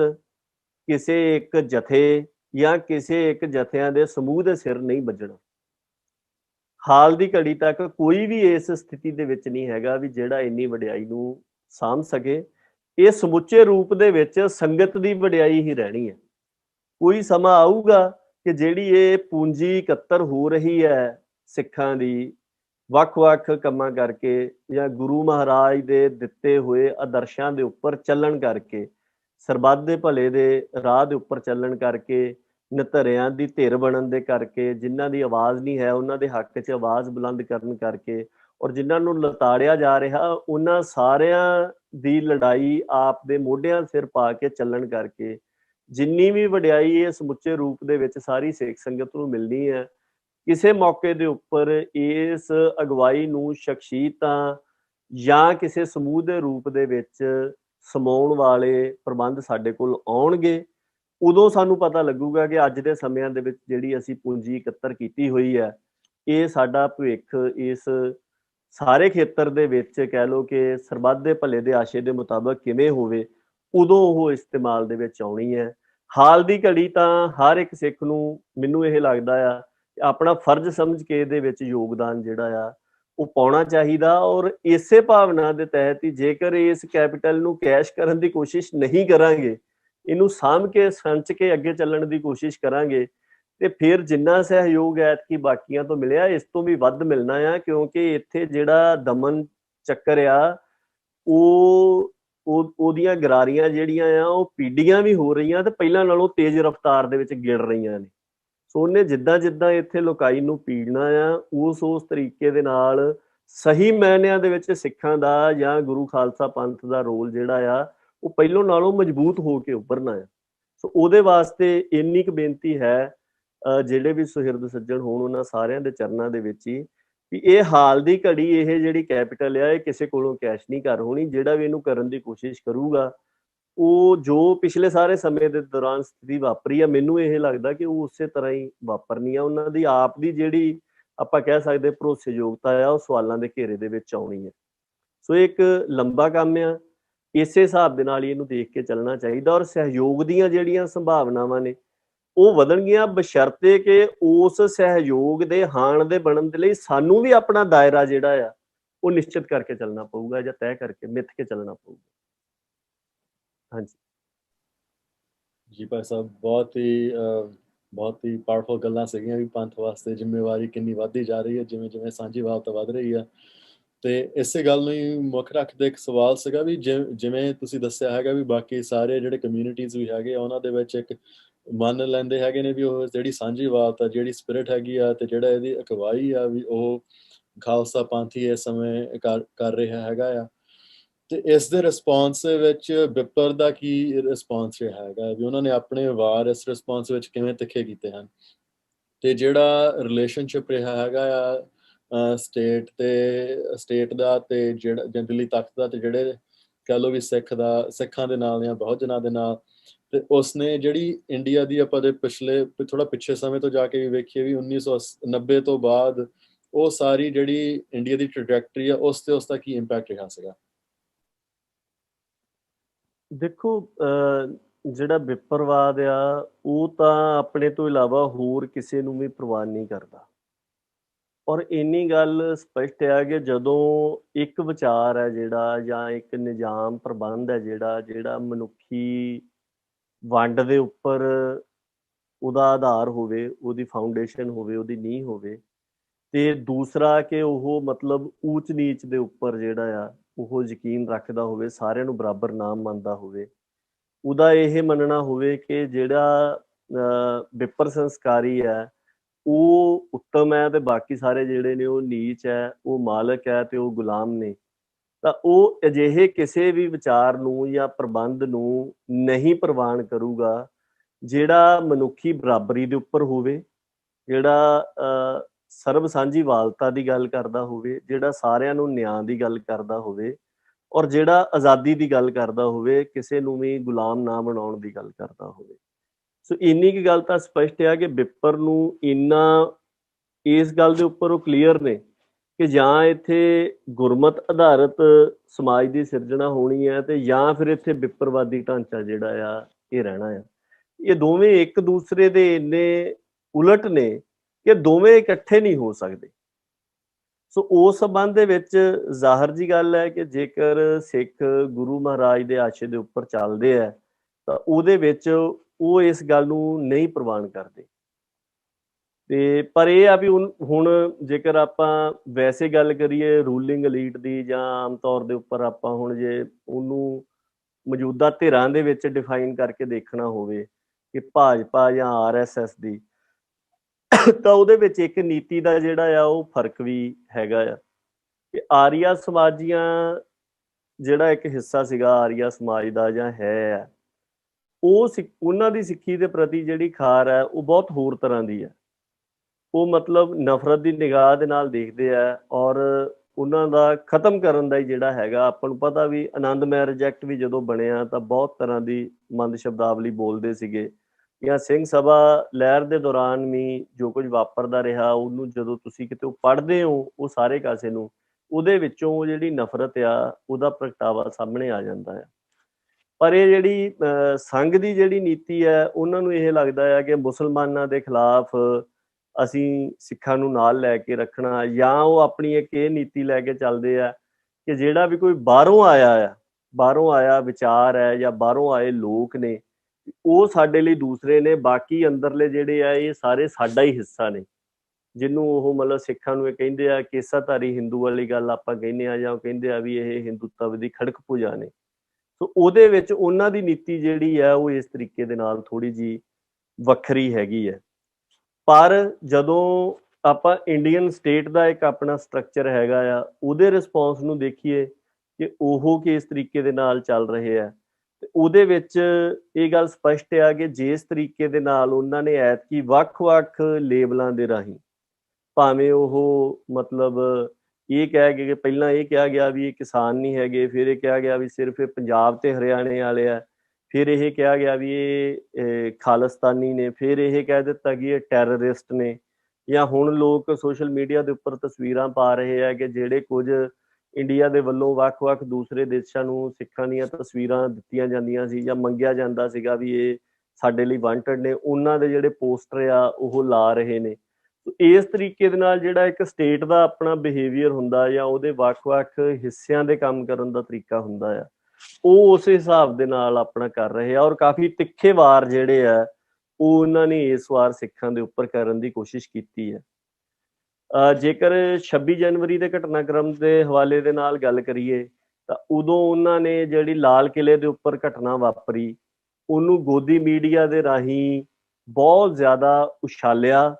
ਤੇ ਇਹ ਗੱਲ ਕਹੀ ਕਿ ਮਤਲਬ ਇਹ ਵੀ ਦੇਖੋ ਇਹ ਸਾਬਤ ਹੋ ਗਿਆ ਹੈ ਕਿਸਾਨ ਨਹੀਂ ਹੈਗੇ, ਅੱਤਵਾਦੀ ਨੇ, ਦੇਸ਼ ਵਿਰੋਧੀ ਨੇ, 100 ਤਰ੍ਹਾਂ ਦੇ ਜਿਹੜੇ ਲਕਬ ਹੈ ਉਹ ਵਰਤੇ, ਔਰ ਉਹਨੇ ਉਸ ਸਮੇਂ ਦੇ ਦੌਰਾਨ ਇੱਕ ਮਨੋਵਿਗਿਆਨਕ ਹਮਲਾ ਜਿਹੜਾ ਸੀਗਾ ਉਹ ਵਿੱਢਿਆ, ਔਰ ਮਨੋਵਿਗਿਆਨਕ ਹਮਲਾ ਵਿੱਢ ਕੇ ਉਹਨੇ ਇਹ ਟੈਸਟ ਕੀਤਾ ਜਾਂ ਇਹ ਕੋਸ਼ਿਸ਼ ਕੀਤੀ ਕਿ ਸਿੱਖਾਂ ਨੂੰ ਇਸ ਮਾਮਲੇ ਦੇ ਵਿੱਚ ਸਪੈਸੀਫਿਕਲੀ ਟਾਰਗੇਟ ਕਰਕੇ ਬਾਕੀਆਂ ਨਾਲੋਂ ਨਖੇੜ ਲਿਆ ਜਾਵੇ। ਔਰ ਜਦੋਂ ਸੰਯੁਕਤ ਕਿਸਾਨ ਮੋਰਚੇ ਦੀ ਸਟੇਜ ਤੋਂ 27 ਤਰੀਕ ਨੂੰ ਲਗਭਗ ਉਸੇ ਤਰ੍ਹਾਂ ਦੀਆਂ ਗੱਲਾਂ ਜਿਹੜੀਆਂ ਸੀਗੀਆਂ ਉਹ ਦੁਹਰਾ ਦਿੱਤੀਆਂ ਗਈਆਂ, ਤਾਂ ਆਪਾਂ ਕਹਿ ਸਕਦੇ ਹਾਂ ਵੀ 26 ਤਰੀਕ ਨੂੰ ਵਿੱਢਿਆ ਹੋਇਆ ਮਨੋਵਿਗਿਆਨਕ ਹਮਲਾ ਦੇਖਿਆ ਗਿਆ, ਇਹਨਾਂ ਦੀ ਲੀਡਰਸ਼ਿਪ ਵੀ ਉਸ ਅਸਰ ਦੇ ਹੇਠ ਆ ਗਈ ਹੈ, ਤੇ ਫਿਰ ਉਹਨਾਂ ਨੇ ਫਿਜ਼ੀਕਲ ਹਮਲੇ ਜਾਂ ਸਰੀਰਕ ਹਮਲੇ ਵੀ ਕੀਤੇ ਜਿਹੜੇ 28 ਤੇ 29 ਤਰੀਕ ਨੂੰ ਹੋਏ ਆ। ਉਸੇ ਸਮੇਂ ਦੇ ਦੌਰਾਨ ਜਿਹੜੇ ਪੰਜਾਬ ਤੋਂ ਲੋਕ ਵਾਪਸ ਜਾ ਰਹੇ ਸੀਗੇ ਟਰਾਲੀਆਂ ਦੇ ਵਿੱਚ, ਕਿਉਂਕਿ ਬਹੁਤ ਸਾਰੇ ਲੋਕ ਜਿਹੜੇ ਆ ਉਹ ਆਏ 26 ਤਰੀਕ ਦੇ ਮਾਰਚ ਕਰਕੇ ਸੀਗੇ, ਬੜੇ ਲੋਕ ਜਿਹੜੇ ਆ ਉਹ 2-2 3-3 ਹਫ਼ਤੇ ਤੋਂ ਉੱਥੇ ਰੁਕੇ ਹੋਏ ਸੀਗੇ ਕਿ ਚਲੋ 26 ਤਰੀਕ ਵਾਲੀ ਪਰੇਡ ਦੇ ਵਿੱਚ ਸ਼ਾਮਲ ਹੋਣ ਤੋਂ ਬਾਅਦ 'ਚ ਹੀ ਜਾਵਾਂਗੇ। ਸੋ ਉਹਨਾਂ ਨੂੰ ਵੀ ਉਹਨਾਂ ਨੇ ਬਕਾਇਦਾ ਪ੍ਰਬੰਧ ਕਰਕੇ ਉਸ ਤਰ੍ਹਾਂ ਦੇ ਭਾਜਪਾ ਦੇ ਬੰਦੇ ਜਾਂ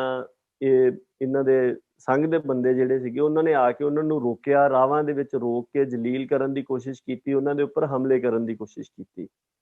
ਪਰ ਉਹ ਸਾਰੇ ਕਾਸੇ ਦੇ ਬਾਵਜੂਦ ਇਸ ਵਾਰ ਜਿਹੜੀ ਵੱਖਰੀ ਗੱਲ ਹੋਈ ਹੈ ਇਹ ਹੋਈ ਆ ਕਿ ਸਿੱਖਾਂ ਨੂੰ ਦੂਜੀਆਂ ਕਮਿਊਨਿਟੀਆਂ ਤੋਂ ਸਹਿਯੋਗ ਮਿਲਿਆ, ਆਪਾਂ ਇਹ ਗੱਲ ਕਹਿ ਸਕਦੇ ਹਾਂ। ਦੂਜਾ ਇਹ ਹੈ ਕਿ ਜਿਹੜੇ ਹਿੱਸੇ ਪਹਿਲਾਂ ਸਿੱਖਾਂ ਦੇ ਉੱਪਰ ਹਮਲਿਆਂ ਦੇ ਵਿੱਚ ਸ਼ਾਮਲ ਰਹੇ ਸੀਗੇ 84 ਦੇ ਦੌਰਾਨ ਵੀ, ਹਰਿਆਣੇ ਦੇ ਵਿੱਚ ਇੱਕ ਖਾਸ ਪਾਰਟੀਕੂਲਰ ਕਮਿਊਨਿਟੀ ਦੇ ਲੋਕ ਸੀਗੇ ਜਿਨ੍ਹਾਂ ਨੇ 84 ਦੇ ਵਿੱਚ ਵੀ ਹਮਲੇ ਕੀਤੇ ਸੀਗੇ,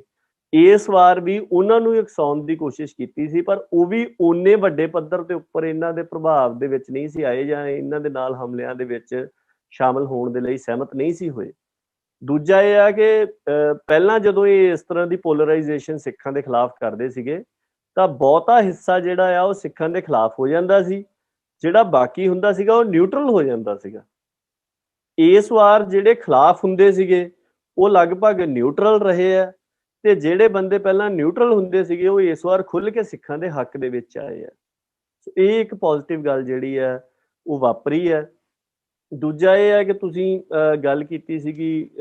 ਦਲਿਤ ਜਾਂ ਬਹੁਜਨ ਭਾਈਚਾਰੇ ਵਾਲੀ। ਦੇਖੋ ਉਹਦੇ ਵਿੱਚ ਤਾਂ ਇਹ ਹੈ ਹੀ ਹੈ, ਇਹ ਇੱਕ ਸਾਂਝੀ ਧਿਰ ਜਿਹੜੀ ਆ ਆਪਾਂ ਕਹਿ ਸਕਦੇ ਹਾਂ ਕਿ ਉਹ ਬਣਦੀ ਹੈ, ਜਿਹਨੂੰ ਆਮ ਟਰਮਸ ਦੇ ਵਿੱਚ ਇਹ ਗੱਲ ਕਹੀ ਜਾਂਦੀ ਹੈ ਕਿ ਮਾਈਨੋਰਿਟੀਜ਼ ਐਂਡ ਓਪਰੈਸਡ ਪੀਪਲ ਦੀ, ਹੈ ਨਾ। ਤੇ ਉਹਨਾਂ ਦੀ ਜਿਹੜੀ ਸਾਂਝ ਆ ਉਹਦੀ ਕਾਮਯਾਬੀ ਜਾਂ ਇਹ ਸਾਰੀਆਂ ਹੀ ਲਿਤਾੜੀਆਂ ਹੋਈਆਂ ਧਿਰਾਂ ਦੀ ਜਿਹੜੀ ਸਾਂਝੀ ਸਟਰਗਲ ਬਣਨੀ ਹੈ, ਉਹਦੇ ਆਪਾਂ ਕਹਿ ਸਕਦੇ ਹਾਂ ਕਿ ਉਹਦਾ ਹਿਰਾਵਲ ਦਸਤਾ ਬਣਨ ਦੀ ਜਿਹੜੀ ਗੱਲ ਆ ਉਹ ਸਿੱਖਾਂ ਨੇ ਸਾਬਤ ਇਸ ਵਾਰ ਆਪਣੀ ਕੀਤੀ ਹੈ, ਜਿਹੜੀ ਗੱਲ ਆਪਾਂ ਪਹਿਲਾਂ ਕਰਕੇ ਹਟੇ ਆ। ਸੋ ਭਾਜੀ ਸਾਡਾ ਸਮਾਂ ਵੀ ਪੂਰਾ ਹੁੰਦਾ, ਸੋ ਇਹ ਆਖਰੀ ਸਵਾਲ ਸਾਡੇ ਵੱਲੋਂ ਹੋਊਗਾ ਤਾਂ ਸੰਗਤ ਦੇ ਇੱਕ ਦੋ ਸਵਾਲ ਅਸੀਂ ਲੈ ਸਕੂਗੇ। ਸੋ ਜੇ ਅਸੀਂ ਹੁਣ ਸਾਰੇ ਮਸਲੇ ਦੇ ਵਿੱਚ ਅਸੀਂ ਗਾਂਹ ਤੁਰਦੇ ਹਾਂ ਤਾਂ ਜਿੰਨੀਆਂ ਧਿਰਾਂ ਇਕੱਠੀਆਂ ਹੋਈਆਂ ਉਹਨਾਂ ਦੇ ਨਾਲ ਅਸੀਂ ਸਾਂਝ ਪਾ ਕੇ ਗਾਂਹ ਤੁਰਦੇ ਹਾਂ, ਉਹਦਾ ਪ੍ਰੈਕਟੀਕਲ ਰੂਪ ਕੀ ਤੁਹਾਨੂੰ ਦਿਸਦਾ ਆ, ਉਹਦੇ ਪ੍ਰਿੰਸੀਪਲ ਕੀ ਹੋਣੇ ਚਾਹੀਦੇ ਆ, ਕਿ ਜੇ ਸਿੰਪਲ ਤੌਰ ਤੇ what does this solidarity, what does it look like, ਤਾਂ ਇਹ ਕਿਸ ਪ੍ਰੋਗਰਾਮ ਦੇ ਉੱਤੇ ਇਕੱਠੇ ਹੋ ਸਕਦੇ ਆ ਇਸ ਕਿਸਾਨੀ ਸੰਘਰਸ਼ ਤੋਂ ਅਗਾਂਹ ਤੁਰਨ ਵਾਸਤੇ? ਦੇਖੋ ਬਿਲਕੁਲ ਇਸੇ ਤਰ੍ਹਾਂ ਮੈਂ ਦੇਖ ਰਿਹਾ ਸੀਗਾ, ਇੱਕ ਕਿਸੇ ਸਰੋਤੇ ਨੇ ਵੀ ਸਵਾਲ ਕੀਤਾ ਸੀਗਾ ਕਿ ਇਹਨਾਂ ਸਮੱਸਿਆਵਾਂ ਦਾ ਗੁਰਮਤ ਅਨੁਸਾਰ ਕੀ ਹੱਲ ਦੇਖਦੇ ਹੋ, ਹੈ ਨਾ। ਸੋ ਆਪਾਂ ਇਸੇ ਹਵਾਲੇ ਦੇ ਨਾਲ ਹੀ ਇਹ ਗੱਲ ਜਿਹੜੀ ਆ ਉਹ ਕਰ ਲੈਂਦੇ ਹਾਂ। ਉਹਦੇ 'ਚ ਇੱਕ ਗੱਲ ਤੇ ਇਹ ਹੈ ਕਿ ਜਿਹੜੇ ਸਿੱਖ ਆਪਣੇ ਆਪ ਨੂੰ ਗੁਰੂ ਖਾਲਸਾ ਪੰਥ ਨੂੰ ਸਮਰਪਿਤ ਮੰਨਦੇ ਆ, ਉਹਨਾਂ ਦੇ ਵਾਸਤੇ ਇਸ ਗੱਲ ਨੂੰ ਧਿਆਨ ਦੇ ਵਿੱਚ ਰੱਖਣਾ ਚਾਹੀਦਾ ਕਿ ਗੁਰੂ ਖਾਲਸਾ ਪੰਥ ਦੀ ਸਿੱਧੀ ਸਟਰਗਲ ਜਿਹੜੀ ਹੈ ਉਹ ਕਿਸ ਹਾਲਾਤ ਦੇ ਵਿੱਚ ਬਣਦੀ ਹੈ। ਕਿ ਜਦੋਂ ਆਪਾਂ ਕਹਿ ਸਕਦੇ ਵੀ ਗੁਰੂ ਖਾਲਸਾ ਪੰਥ ਨੇ ਜਾਂ ਖਾਲਸਾ ਪੰਥ ਨੇ ਇੱਕ ਹਸਤੀ ਦੇ ਰੂਪ ਦੇ ਵਿੱਚ ਸਿੱਧੀ ਸਟਰਗਲ, ਆਪਣੀ ਸਟਰਗਲ ਲੜਨੀ ਹੁੰਦੀ ਹੈ, ਉਹ ਤਿੰਨ ਹਾਲਾਤ ਦੇ ਵਿੱਚ ਆਪਾਂ ਕਹਿ ਸਕਦੇ ਹਾਂ ਕਿ ਤਕਰੀਬਨ ਬਣਦੀ ਹੈ। ਇੱਕ ਤਾਂ ਇਹ ਹੈ ਕਿ ਜਦੋਂ ਗੁਰੂ ਸਾਹਿਬਾਨ ਦੇ ਅਦਬ ਸਤਿਕਾਰ ਦੇ ਵਿੱਚ ਕਿਸੇ ਵੀ ਤਰ੍ਹਾਂ ਦਾ ਕੋਈ ਫਰਕ ਆਵੇ ਤੇ ਗੁਰੂ ਖਾਲਸਾ ਪੰਥ ਦਾ ਇਹ ਫਰਜ਼ ਆ ਕਿ ਉਹ ਸਿੱਧੀ ਉਹਦੇ ਉੱਪਰ ਕਾਰਵਾਈ ਕਰਦਿਆਂ ਹੋਇਆਂ ਗੁਰੂ ਮਹਾਰਾਜ ਦਾ ਅਦਬ ਜਿਹੜਾ ਆ ਉਹਨੂੰ ਬਹਾਲ ਕਰੇ। ਦੂਜਾ ਇਹ ਹੈ ਕਿ ਜੇਕਰ ਪੰਥ ਦੀ ਆਪ ਦੀ ਹਸਤੀ ਦੇ ਉੱਪਰ ਕਿਸੇ ਵੀ ਤਰ੍ਹਾਂ ਦੇ ਨਾਲ ਕੋਈ ਦੁਨਿਆਵੀ ਤਾਕਤ ਜਾਂ ਕਿਸੇ ਵੀ ਤਰੀਕੇ ਦੇ ਨਾਲ ਉਹਨੂੰ ਖਤਰੇ ਦੇ ਵਿੱਚ ਪਾਉਣ ਦੀ ਕੋਸ਼ਿਸ਼ ਕਰੇ ਤੇ ਗੁਰੂ ਖਾਲਸਾ ਪੰਥ ਨੇ ਦੁਬਾਰਾ ਆਪਣਾ ਜਲਾਉ ਪ੍ਰਗਟ ਕਰਕੇ ਦਿਖਾਉਣਾ ਹੁੰਦਾ ਕਿ ਪੰਥ ਧਰਤੀ ਦੇ ਉੱਪਰ ਮਹਾਰਾਜ ਦੇ ਅਕਾਲ ਪੁਰਖ ਦੇ ਥਾਪੇ ਹੋਏ ਨਿਯਮਾਂ ਦੇ ਤਹਿਤ ਆਜ਼ਾਦ ਹਸਤੀ ਦੇ ਵਜੋਂ ਕਾਇਮ ਦਾਇਮ ਹੈਗਾ ਆ। ਤੀਸਰੀ ਜਿਹੜੀ ਆ ਇਹ ਹੁੰਦੀ ਹੈ ਕਿ ਗੁਰੂ ਖਾਲਸਾ ਪੰਥ ਨੇ ਆਪਣੇ ਪਾਤਸ਼ਾਹੀ ਦਾਅਵੇ ਨੂੰ ਸਾਕਾਰ ਕਰਨ ਦੇ ਵਾਸਤੇ ਜਿਹੜਾ ਹੈਗਾ ਉਹ ਪਾਤਸ਼ਾਹੀ ਦਾਅਵਾ ਲਾਗੂ ਕਰਨ ਦੇ ਵਾਸਤੇ ਆਪਣਾ ਸਿੱਧੇ ਸੰਘਰਸ਼ ਦੇ ਵਿੱਚ ਆਉਣਾ ਹੁੰਦਾ। ਉਸ ਤੋਂ ਇਲਾਵਾ ਜਿੰਨੇ ਵੀ ਹੋਰ ਬਾਕੀ ਮਸਲੇ ਦੁਨੀਆ ਦੇ ਵਿੱਚ ਉੱਭਰਦੇ ਨੇ, ਚਾਹੇ ਉਹ ਰਾਜਸੀ ਸੰਘਰਸ਼ ਹੋਣ, ਸਮਾਜਿਕ ਸੰਘਰਸ਼ ਹੋਣ, ਆਰਥਿਕ ਹੋਣ ਜਾਂ ਕਿਸੇ ਖਾਸ ਕਿੱਤੇ ਜਾਂ ਖੇਤਰ ਦੇ ਨਾਲ ਸੰਬੰਧਿਤ ਮਸਲੇ ਹੋਣ, ਜਿਸ ਤਰ੍ਹਾਂ ਕਿ ਇਹ ਕਿਸਾਨੀ ਦਾ ਮਸਲਾ ਹੈਗਾ ਆ, ਉਹਦੇ ਵਿੱਚ ਗੁਰੂ ਖਾਲਸਾ ਪੰਥ ਦੀ ਜਿਹੜੀ ਭੂਮਿਕਾ ਆ ਉਹ ਸਮੁੱਚੇ ਰੂਪ ਦੇ ਵਿੱਚ ਮਦਦਗਾਰ ਵਾਲੀ ਜਾਂ ਸਹਿਯੋਗੀ ਵਾਲੀ ਬਣਦੀ ਹੈ। ਸੋ ਜਿਹੜੇ ਵੀ ਆਪਣੇ ਵਿੱਚੋਂ ਆਪਣੇ ਆਪ ਨੂੰ ਗੁਰੂ ਖਾਲਸਾ ਪੰਥ ਦੇ ਸੇਵਕ ਮੰਨਦੇ ਆ ਜਾਂ ਉਸ ਰਸਤੇ ਦੇ ਉੱਪਰ ਚੱਲਣ ਦੇ ਅਭਿਲਾਸ਼ੀ ਆ, ਉਹਨਾਂ ਨੂੰ ਆਪਣਾ ਇਹ ਦਾਇਰਾ ਜਿਹੜਾ ਆ ਉਹ ਨਿਸ਼ਚਿਤ ਕਰਕੇ ਚੱਲਣਾ ਚਾਹੀਦਾ। ਔਰ ਦੂਸਰਾ ਇਹ ਗੱਲ ਦੇਖਣੀ ਚਾਹੀਦੀ ਕਿ ਉੱਥੇ ਤੁਹਾਡੀ ਬਤੌਰ ਸਹਿਯੋਗੀ ਭੂਮਿਕਾ ਕੀ ਬਣਦੀ ਹੈ ਗੁਰਮਤ ਦੇ ਅਨੁਸਾਰ, ਕਿ ਜਿੱਥੇ ਲੋਕਾਈ ਦਾ ਮਸਲਾ ਹੈਗਾ ਤਾਂ ਉੱਥੇ ਗੁਰਮਤ ਦੇ ਅਨੁਸਾਰ ਉਹਦਾ ਹੱਲ ਇਹ ਹੈਗਾ ਆ ਕਿ ਸਰਬੱਤ ਦੇ ਭਲੇ ਦੀ ਜਾਮਨੀ ਵਾਲਾ ਜਿਹੜਾ ਪ੍ਰਬੰਧ ਹੈ ਜਾਂ ਸਰਬੱਤ ਦੇ ਭਲੇ ਦੇ ਆਸ਼ੇ ਦੇ ਮੁਤਾਬਕ ਉਸ ਮਸਲੇ ਦਾ ਜਿਹੜਾ ਹੱਲ ਆ ਉਹ ਹੋਵੇ। ਦੂਜਾ ਇਹ ਹੈ ਕਿ ਜੋ ਉਹਨਾਂ ਧਿਰਾਂ ਨੇ ਇੱਕ ਟੀਚਾ ਮਿੱਥਿਆ ਹੋਇਆ ਆ ਉਹਦੇ ਉੱਪਰ ਜੇਕਰ ਕੋਈ ਜੁਰਮਾਨਾ ਜ਼ਬਰ ਕਰਦਾ ਆ ਤਾਂ ਉਹਨਾਂ ਨੇ ਨਤਾਣੀ ਧਿਰ ਦੇ ਨਾਲ ਖੜਨਾ ਆ, ਜਾਬਰ ਦੇ ਖਿਲਾਫ ਜਿਹੜਾ ਆ ਉਹ ਖੜਨਾ ਆ, ਜੋ ਗੁਰੂ ਹਰਗੋਬਿੰਦ ਪਾਤਸ਼ਾਹ ਜੀ ਨੇ ਸਿੱਖਾਂ ਨੂੰ ਫਰਮਾਨ ਕੀਤਾ ਕਿ ਸਾਡਾ ਜਿਹੜਾ ਫਰਜ਼ ਆ ਉਹ ਜਰਵਾਣੇ ਦੀ ਭੱਖਿਆ ਦਾ ਆ ਤੇ ਗਰੀਬ ਦੀ ਰੱਖਿਆ ਦਾ ਆ, ਨਿਤਾਣੇ ਦੀ ਰੱਖਿਆ ਦਾ ਆ। ਸੋ ਉਹਦੇ ਤਹਿਤ ਚੱਲਣਾ ਆ। ਦੂਸਰੀ ਗੱਲ ਇਹ ਹੈਗੀ ਆ ਕਿ ਜਿੱਥੇ ਵੀ ਸਾਂਝੀ ਸਟਰਗਲ ਬਣਦੀ ਹੈ ਉਹਦੇ ਵਿੱਚ ਇਹ ਗੱਲ ਜ਼ਰੂਰ ਧਿਆਨ ਦੇ ਵਿੱਚ ਰੱਖਣੀ ਚਾਹੀਦੀ ਹੈ ਕਿ ਸਾਂਝੀ ਸਟਰਗਲ ਦੇ ਵਿੱਚ ਸਾਰਿਆਂ ਦਾ ਰੋਲ ਤੇ ਸਾਰਿਆਂ ਦੀ ਥਾਂ ਹੁੰਦੀ ਹੈ। ਕਿਸੇ ਨੂੰ ਮਨਫੀ ਕਰਕੇ ਕਿਸੇ ਦੂਜੇ ਦੀ ਥਾਂ ਨਹੀਂ ਬਣ ਸਕਦੀ, ਔਰ ਉਹਦੇ ਵਿੱਚ ਸਾਰਿਆਂ ਨੂੰ ਹੀ ਇੱਕ ਦੂਸਰੇ ਦੇ ਜਿਹੜੇ ਹਿੱਤ ਨੇ, ਸਰੋਕਾਰ ਨੇ, ਉਹਨਾਂ ਨੂੰ ਸਮਝਣਾ ਚਾਹੀਦਾ ਪਹਿਲੇ ਪੱਧਰ ਦੇ ਉੱਪਰ, ਤੇ ਜਿੱਥੇ ਉਹਨਾਂ ਦੇ ਨਾਲ ਕੋਈ ਉਸ ਤਰ੍ਹਾਂ ਦਾ ਸਿੱਧਾ ਟਕਰਾਅ ਨਾ ਹੋਵੇ ਉੱਥੇ ਉਹਨਾਂ ਦੀ ਰਿਸਪੈਕਟ ਕਰਨੀ ਚਾਹੀਦੀ ਹੈ। ਜਿੱਥੇ ਟਕਰਾਅ ਆ ਕੋਸ਼ਿਸ਼ ਕਰਨੀ ਚਾਹੀਦੀ ਹੈ ਕਿ ਜਿੰਨੀ ਦੇਰ ਤੱਕ ਉਹ ਸਟਰਗਲ ਚੱਲਦੀ ਆ ਟਕਰਾਅ ਵਾਲੇ ਨੁਕਤੇ ਜਿਹੜੇ ਨੇ ਉਹਨਾਂ ਨੂੰ ਪਾਸੇ ਰੱਖ ਲਿਆ ਜਾਵੇ। ਵੈਸੇ ਵੀ ਦੁਨੀਆ ਦੇ ਵਿੱਚ ਜਿੰਨੀਆਂ ਵੀ ਸਾਂਝੀਆਂ ਸਟਰਗਲਸ ਚੱਲਦੀਆਂ ਨੇ ਉਹ ਹਮੇਸ਼ਾ ਕਾਮਨ ਮਿਨੀਮਮ ਏਜੰਡੇ ਦੇ ਉੱਪਰ ਹੀ ਚੱਲਦੀਆਂ ਆ। ਕਾਮਨ ਮੈਕਸਿਮਮ ਏਜੰਡਾ ਨਹੀਂ ਕਿਸੇ ਦਾ ਵੀ ਬਣ ਸਕਦਾ ਹੁੰਦਾ, ਜਾਂ ਆਪਾਂ ਕਹੀਏ ਵੀ ਮੁਕੰਮਲ ਦੇ ਰੂਪ ਦੇ ਵਿੱਚ ਹੀ ਸਾਰਿਆਂ ਦਾ ਹੋਵੇ। ਔਰ ਉਹਦੇ ਵਿੱਚ ਵੀ ਇਹ ਆ ਵੀ ਸਾਰੀਆਂ ਧਿਰਾਂ ਨੇ ਜਿਹੜੀਆਂ ਉਹਨਾਂ ਦੀ ਇਹ ਜ਼ਿੰਮੇਵਾਰੀ ਬਣਦੀ ਹੁੰਦੀ ਹੈ। ਉਹਦੇ ਵਿੱਚ ਜਦੋਂ ਗੁਰੂ ਖਾਲਸਾ ਪੰਥ ਦੇ ਸੇਵਕ ਆਪਾਂ ਕਹਿ ਸਕਦੇ ਹਾਂ ਕਿ ਉਹ ਵੀ ਉਸ ਮਸਲੇ ਦੇ ਵਿੱਚ ਸਹਿਯੋਗੀ ਦੇ ਵਿੱਚ ਹੈਗੇ ਆ, ਤੇ ਉੱਥੇ ਉਹਨਾਂ ਦੇ ਲਈ ਇੱਕ ਇਹ ਭੂਮਿਕਾ ਜ਼ਰੂਰ ਨਿਭਾਉਣ ਵਾਲੀ ਬਣਦੀ ਹੈ ਕਿ ਜਿਹੜੀਆਂ ਧਿਰਾਂ ਆਪਣੇ ਇੰਟਰਸਟ ਕਰਕੇ ਕਿਸੇ ਵੀ ਮਸਲੇ ਦੇ ਵਿੱਚ ਹੈਗੀਆਂ ਨੇ ਉਹਨਾਂ ਦੇ ਵਿੱਚ ਜਿੱਥੇ ਜਿੱਥੇ ਵੀ ਤਣਾਅ ਜਾਂ ਫਿੱਕ ਪੈਦਾ ਹੁੰਦੀ ਆ ਜਾਂ ਇੱਕ ਦੂਜੇ ਦੇ ਵਿਰੋਧ ਦੇ ਵਿੱਚ ਉਹ ਆਉਂਦੇ ਨੇ, ਵੀ ਉਹਨਾਂ ਦੇ ਵਿੱਚ ਵਿਸ਼ਵਾਸ ਬਹਾਲੀ ਤੇ ਉਹਨਾਂ ਦੇ ਦਰਮਿਆਨ ਉਸ ਤਣਾਅ ਨੂੰ ਘਟਾਉਣ ਦੇ ਵਾਸਤੇ ਆਪ ਦਾ ਜਿਹੜਾ ਅਸਰ ਹੈ ਉਹ ਵਰਤਣਾ ਚਾਹੀਦਾ ਹੈ। ਜਿੱਦਾਂ ਹੁਣ ਆਪਾਂ ਕਹੀਏ ਕਿ ਮੌਜੂਦਾ ਜਿਹੜਾ ਮਸਲਾ ਆ ਉਹਦੇ ਵਿੱਚ ਸਿੱਖਾਂ ਨੇ ਬਹੁਤ ਜ਼ਿਆਦਾ ਸੇਵਾ ਜਿਹੜੀ ਆ ਉਹ ਕੀਤੀ ਔਰ ਬੜੀ ਨਿਸ਼ਕਾਮ ਹੋ ਕੇ ਕੀਤੀ, ਤਾਂ ਉਹਦੇ ਵਿੱਚ ਘੱਟੋ ਘੱਟ ਅਸੀਂ ਇਸ ਪੋਜੀਸ਼ਨ ਦੇ ਵਿੱਚ ਸੁਚੇਤ ਰੂਪ ਦੇ ਵਿੱਚ ਹੋਣੇ ਚਾਹੀਦੇ ਸੀਗੇ ਕਿ ਜੋ ਕੁਝ ਵੀ ਉੱਥੇ ਖਿੱਚੋਤਾਣ ਚੱਲ ਰਹੀ ਸੀਗੀ ਇਹ ਮੰਨ ਕੇ ਕਿ ਇਹ ਸਾਰਿਆਂ ਦੀ ਸਾਂਝੀ ਸਟਰਗਲ ਆ, ਉਸ ਖਿੱਚੋਤਾਣ ਨੂੰ ਘਟਾਉਣ ਵੱਲ ਨੂੰ ਅਸੀਂ ਆਪਣਾ ਰੋਲ ਜਿਹੜਾ ਆ ਉਹ ਨਿਭਾਉਂਦੇ, ਜਾਂ ਇਸ ਪਾਸੇ ਨੂੰ ਅਜੇ ਵੀ ਰੋਲ ਜਿਹੜਾ ਆ ਉਹ ਨਿਭਾਇਆ ਜਾਣਾ ਚਾਹੀਦਾ ਆ।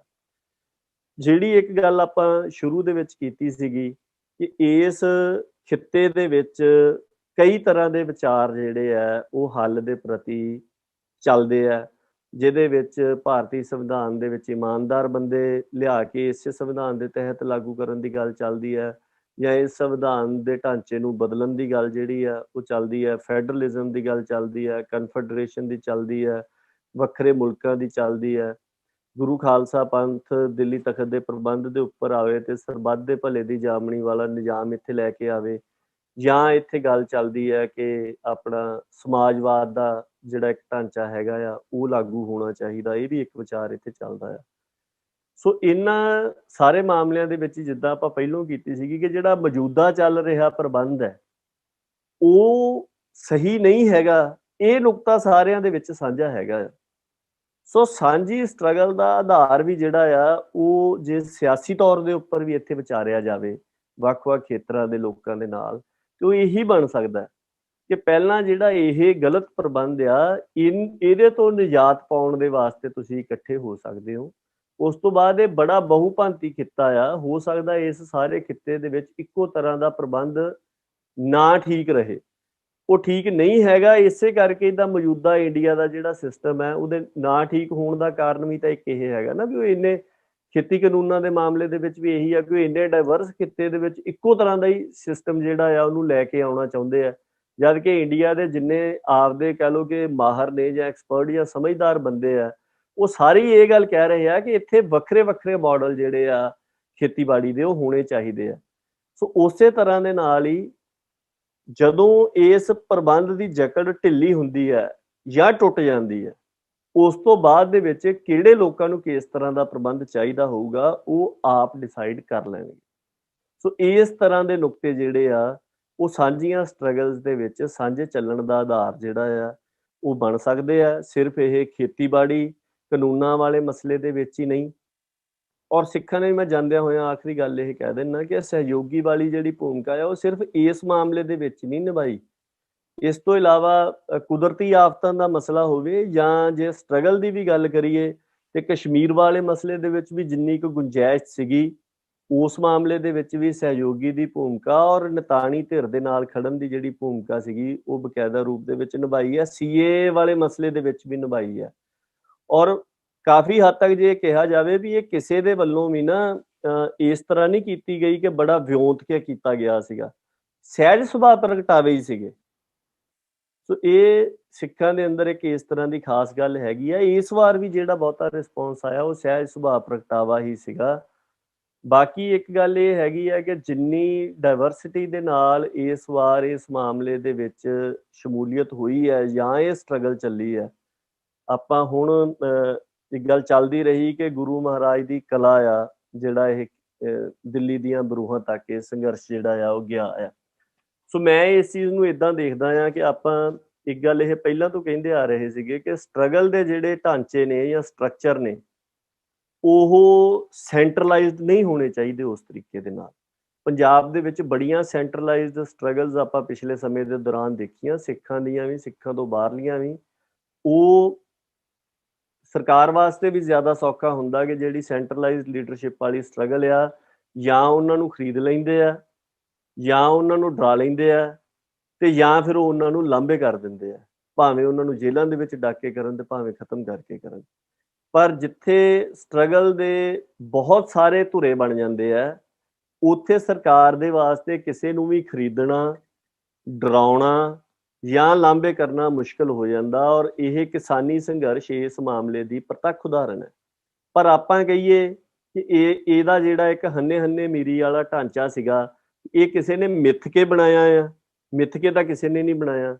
ਇਹੀ ਗੱਲ ਨੂੰ ਮੈਂ ਮੰਨਦਾ ਹਾਂ ਕਿ ਇਹੀ ਗੱਲ ਅਸਲ ਦੇ ਵਿੱਚ ਗੁਰੂ ਮਹਾਰਾਜ ਦੀ ਕਲਾ ਆ। ਮੇਰਾ ਇਹ ਮੰਨਣਾ ਵੀ ਜਿਹੜੀ ਗੁਰੂ ਸਾਹਿਬ ਦੀ ਕਲਾ ਆ ਉਹ ਹਨੇਰੀ ਰਾਤ ਦੇ ਵਿੱਚ ਬਿਜਲੀ ਦੀ ਲਿਸ਼ਕ ਵਰਗੀ ਹੁੰਦੀ ਆ। ਜਿੱਦਾਂ ਘੁੱਪ ਹਨੇਰੀ ਰਾਤ ਹੋਵੇ, ਉਹਦੇ ਵਿੱਚ ਜਦੋਂ ਬਿਜਲੀ ਲਿਸ਼ਕਦੀ ਆ ਤੇ ਉਹ ਤੁਹਾਨੂੰ ਬਹੁਤ ਦੂਰ ਤੱਕ ਤੁਹਾਡੀ ਮੰਜ਼ਿਲ ਤੱਕ ਦਾ ਰਾਹ ਜਿਹੜਾ ਆ ਉਹ ਦਿਖਾ ਦਿੰਦੀ ਹੈ। ਪਰ ਉਹ ਲਿਸ਼ਕ ਜਿਹੜੀ ਆ ਉਹ ਸਦਾ ਕਾਇਮ ਨਹੀਂ ਰਹਿੰਦੀ। ਉਹ ਇੱਕ ਵਾਰ ਆਪਣਾ ਝਲਕਾਰਾ ਦਿਖਾ ਕੇ ਤੁਹਾਨੂੰ ਮੰਜ਼ਿਲ ਤੱਕ ਦਾ ਰਸਤਾ ਦਿਖਾ ਕੇ ਉਹ ਲੋਪ ਹੋ ਜਾਂਦੀ ਹੈ। ਇਹ ਫਿਰ ਰਾਹੀ ਦੇ ਉੱਪਰ ਹੁੰਦਾ ਆ ਕਿ ਉਹ ਉਸ ਝਲਕਾਰੇ ਦਾ ਜੋ ਦ੍ਰਿਸ਼ ਉਹਦੇ ਸਾਹਮਣੇ ਪ੍ਰਗਟ ਹੋਇਆ ਹੁੰਦਾ ਉਹਨੂੰ ਮਨ ਦੇ ਵਿੱਚ ਵਸਾ ਲਵੇ ਤੇ ਉਸ ਰਸਤੇ ਦੇ ਉੱਪਰ ਤੁਰ ਕੇ ਉਹ ਮੰਜ਼ਿਲ ਤੱਕ ਪਹੁੰਚ ਜਾਵੇ। ਸੋ ਕਲਾ ਵਾਲੀ ਗੱਲ ਦੇ ਉੱਪਰ ਜਿੰਨੇ ਵੀ ਆਪਾਂ ਵਿਸ਼ਵਾਸ ਰੱਖਦੇ ਹਾਂ, ਆਪਾਂ ਸਾਰਿਆਂ ਨੂੰ ਇਹ ਮੰਨਣਾ ਚਾਹੀਦਾ ਕਿ ਪਹਿਲਾਂ ਜਦੋਂ ਇਹ ਗੱਲ ਆਪਾਂ ਕਰਦੇ ਸੀਗੇ ਕਿ ਇਸ ਤਰ੍ਹਾਂ ਹੰਨੇ ਮੀਰੀ ਵਾਲੇ ਜਿਹੜੇ ਢਾਂਚੇ ਆ, ਵੱਖੋ ਜਾਂ ਖੁਦ ਮੁਖਤਿਆਰ ਜਥਿਆਂ ਵਾਲੇ ਜਿਹੜੇ ਢਾਂਚੇ ਆ ਉਹ ਹੋਣੇ ਚਾਹੀਦੇ ਆ, ਤਾਂ ਕਿਉਂਕਿ ਅਸੀਂ ਪਿਛਲੇ 100 ਸਾਲ ਤੋਂ ਵੱਧ ਦੇ ਸਮੇਂ ਤੋਂ ਕੇਂਦਰੀਕ੍ਰਿਤ ਢਾਂਚਿਆਂ ਦੇ ਤਹਿਤ ਵਿਚਰਦੇ ਆ ਰਹੇ ਹਾਂ ਤੇ ਸਾਨੂੰ ਲੱਗਦਾ ਸੀਗਾ ਵੀ ਸ਼ਾਇਦ ਇਹ ਗੱਲਾਂ, ਹਾਲਾਂਕਿ ਸਾਡੇ ਕੋਲ 18ਵੀਂ ਸਦੀ ਦਾ ਇਤਿਹਾਸ ਬੜਾ ਪ੍ਰਤੱਖ ਪਿਆ ਹੋਇਆ ਸੀਗਾ, ਪਰ ਉਹਦੇ ਬਾਵਜੂਦ ਸਾਨੂੰ ਇਹ ਲੱਗਦਾ ਸੀ ਵੀ ਸ਼ਾਇਦ ਹੁਣ ਦੇ ਸਮੇਂ ਦੇ ਵਿੱਚ ਇਹ ਗੱਲਾਂ ਜਿਹੜੀਆਂ ਇਹ ਵਿਹਾਰਕ ਜਾਂ ਪ੍ਰੈਕਟੀਕਲ ਨਹੀਂ ਰਹੀਆਂ। ਪਰ ਇਸ ਵਰਤਾਰੇ ਨੇ, ਗੁਰੂ ਮਹਾਰਾਜ ਦੀ ਇਸ ਕਲਾ ਨੇ, ਬਿਜਲੀ ਦੇ ਇਸ ਲਿਸ਼ਕਾਰੇ ਨੇ ਸਾਨੂੰ ਦਿਖਾਤਾ ਕਿ ਇਹ ਅਜੇ ਵੀ ਕਾਰਗਰ ਆ। ਆਪਣੇ ਕਰਨ ਵਾਲਾ ਕੰਮ ਇਹ ਹੈਗਾ ਆ ਕਿ ਹੁਣ ਇਹਦੇ ਵਿੱਚੋਂ ਜਿਹੜੇ ਸਬਕ ਮਿਲਦੇ ਆ ਪੋਜ਼ਿਟਿਵ, ਉਹਨਾਂ ਨੂੰ ਲਈਏ ਤੇ ਉਹਨਾਂ ਦੇ ਮੁਤਾਬਕ ਫਿਰ ਅੱਗੇ ਮਿਹਨਤ ਕਰਕੇ ਉਸ ਤਰ੍ਹਾਂ ਦੇ ਢਾਂਚੇ ਕਰੀਏ। ਇਹ ਇਸ ਵਾਰ ਤਾਂ ਕੁਦਰਤੀ ਹੋਇਆ ਆ, ਜੇਕਰ ਇਹਨੂੰ ਆਪਾਂ ਮਿਹਨਤ ਕਰਕੇ ਰਿਪੀਟ ਕਰ ਲੈਂਦੇ ਆ ਤਾਂ ਉਹਦੀ ਕਾਮਯਾਬੀ ਜਿਹੜੀ ਆ ਉਹ ਆਪਾਂ ਨੂੰ ਦਿਖੂਗਾ ਕਿ ਉਹ ਹੋਈ ਹੈ। ਵਾਹਿਗੁਰੂ, ਬਹੁਤ ਬਹੁਤ ਧੰਨਵਾਦ ਤੁਹਾਡਾ ਵੀਰ ਜੀ ਦਾ। ਜਿਨ੍ਹਾਂ ਨੇ ਸਵਾਲ ਪੁੱਛੇ ਸੀ, ਜਿਨ੍ਹਾਂ ਕੋਲ ਅਸੀਂ ਨਹੀਂ ਪਹੁੰਚ ਸਕੇ, ਉਹਨਾਂ ਕੋਲ ਅਸੀਂ ਮਾਫੀ ਚਾਹੁੰਦੇ, ਹੁਣ ਸਮਾਂ ਇਜਾਜ਼ਤ ਨਹੀਂ ਦਿੰਦਾ। ਬਹੁਤ ਧੰਨਵਾਦ ਤੁਹਾਡੇ ਸਾਰਿਆਂ ਦਾ, ਤੁਸੀਂ ਸਾਡੇ ਨਾਲ ਜੁੜੇ ਰਹੇ ਆ ਇਸ ਪੰਥ ਪੰਜਾਬ ਡਿਸਕਸ਼ਨ ਦੇ ਵਿੱਚ। ਤਾਂ ਵੀਰ ਜੀ ਤੁਹਾਡਾ ਵੀ ਬਹੁਤ ਧੰਨਵਾਦ, ਤੁਸੀਂ ਆਪਣਾ ਕੀਮਤੀ ਸਮਾਂ ਕੱਢ ਕੇ ਸਾਂਝ ਪਾਈ ਸਾਡੇ ਸਾਰਿਆਂ ਨਾਲ। ਤਾਂ ਇੱਥੇ ਅਸੀਂ ਫਤਿਹ ਬੁਲਾਉਂਦੇ ਹਾਂ, ਤਾਂ ਅਗਾਂਹ ਵੀ ਅਸੀਂ ਇਸ ਡਿਸਕਸ਼ਨ ਨੂੰ ਜਾਰੀ ਰੱਖਾਂਗੇ। ਤਾਂ ਚੈਟ ਦੇ ਵਿੱਚ ਅਸੀਂ 2 ਲਿੰਕ ਪਾਏ ਹੋਏ ਆ। ਇੱਕ ਸੰਵਾਦ ਕਲੈਕਟਿਵ ਪੰਜਾਬ ਵੱਲੋਂ ਇੱਕ ਡਾਕੂਮੈਂਟ ਤਿਆਰ ਕੀਤਾ ਗਿਆ ਸੀਗਾ, ਉਹ ਅਸੀਂ ਸਾਰਿਆਂ ਨੂੰ ਬੇਨਤੀ ਕਰਦੇ ਹਾਂ, ਉਹ ਇੰਗਲਿਸ਼ ਦਾ ਪੰਜਾਬੀ ਦੇ ਵਿੱਚ ਦੋਨਾਂ ਦੇ ਵਿੱਚ ਹੈਗਾ। ਉਹ ਬਹੁਤ ਹੀ ਵਧੀਆ ਤਾਂ ਇੱਕ ਜ਼ਰੂਰੀ ਰਿਸੋਰਸ ਆ। ਉਹਦੇ ਵਿੱਚ ਇੱਕ ਪੱਖ ਦੇਖਦਾ, ਇੱਕ ਪੱਖ ਪੇਸ਼ ਹੁੰਦਾ ਆ ਜਿਹੜਾ ਖਾਸ ਕਰਕੇ ਸਿੱਖ ਵਿਚਾਰਾਂ ਦੇ ਵਿੱਚ ਮੇਨ ਸਟ੍ਰੀਮ ਦੇ ਤੌਰ ਦੇ ਉੱਤੇ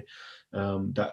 the discussion and that idea is not present so much. ਤਾਂ ਦੂਜਾ ਪੰਥ ਪੰਜਾਬ ਦੇ ਵੈਬਸਾਈਟ ਦਾ ਲਿੰਕ ਹੈ, ਤੁਸੀਂ ਜ਼ਰੂਰ ਸਬਸਕ੍ਰਾਈਬ ਕਰਿਓ ਸਾਡੇ ਈਮੇਲ ਰਾਹੀਂ। ਸੋਸ਼ਲ ਮੀਡੀਆ ਦੀ ਅੱਜ ਕੱਲ੍ਹ ਕੋਈ ਗਾਰੰਟੀ ਨਹੀਂ ਰਹਿੰਦੀ ਕਿ ਕਿੰਨਾ ਚਿਰ ਚੱਲਦਾ ਜਾਂ ਨਹੀਂ ਚੱਲਦਾ। ਸਾਨੂੰ ਪਤਾ ਸਿੱਖ ਸਿਆਸਤ ਨਾਲ ਵੀ ਇਹ ਡਿਫਿਕਲਟੀ ਆ ਰਹੀ ਹੈ social media the. So please website 'ਤੇ ਜ਼ਰੂਰ ਜਾ ਕੇ ਆਪਣੀ ਈਮੇਲ ਭਰਿਓ ਤਾਂ ਹੋਰ ਵੀ ਸੱਜਣਾਂ ਨਾਲ ਉਹ ਸਾਂਝੀ ਕਰਿਓ ਜੀ। ਤਾਂ ਬਸ ਇੱਥੇ ਅਸੀਂ ਫਤਿਹ ਬੁਲਾਉਂਦੇ ਹਾਂ। ਗਾਜ਼ੀ ਵੀਰ ਜੀ, ਅਸੀਂ ਤੁਹਾਨੂੰ ਥੋੜ੍ਹੇ ਚਿਰ ਤੱਕ ਅਸੀਂ ਤੁਹਾਨੂੰ ਇੱਕ ਹੋਰ ਲਿੰਕ ਭੇਜੂਗੇ ਡੀਬਰੀਫ ਵਾਸਤੇ ਜੀ।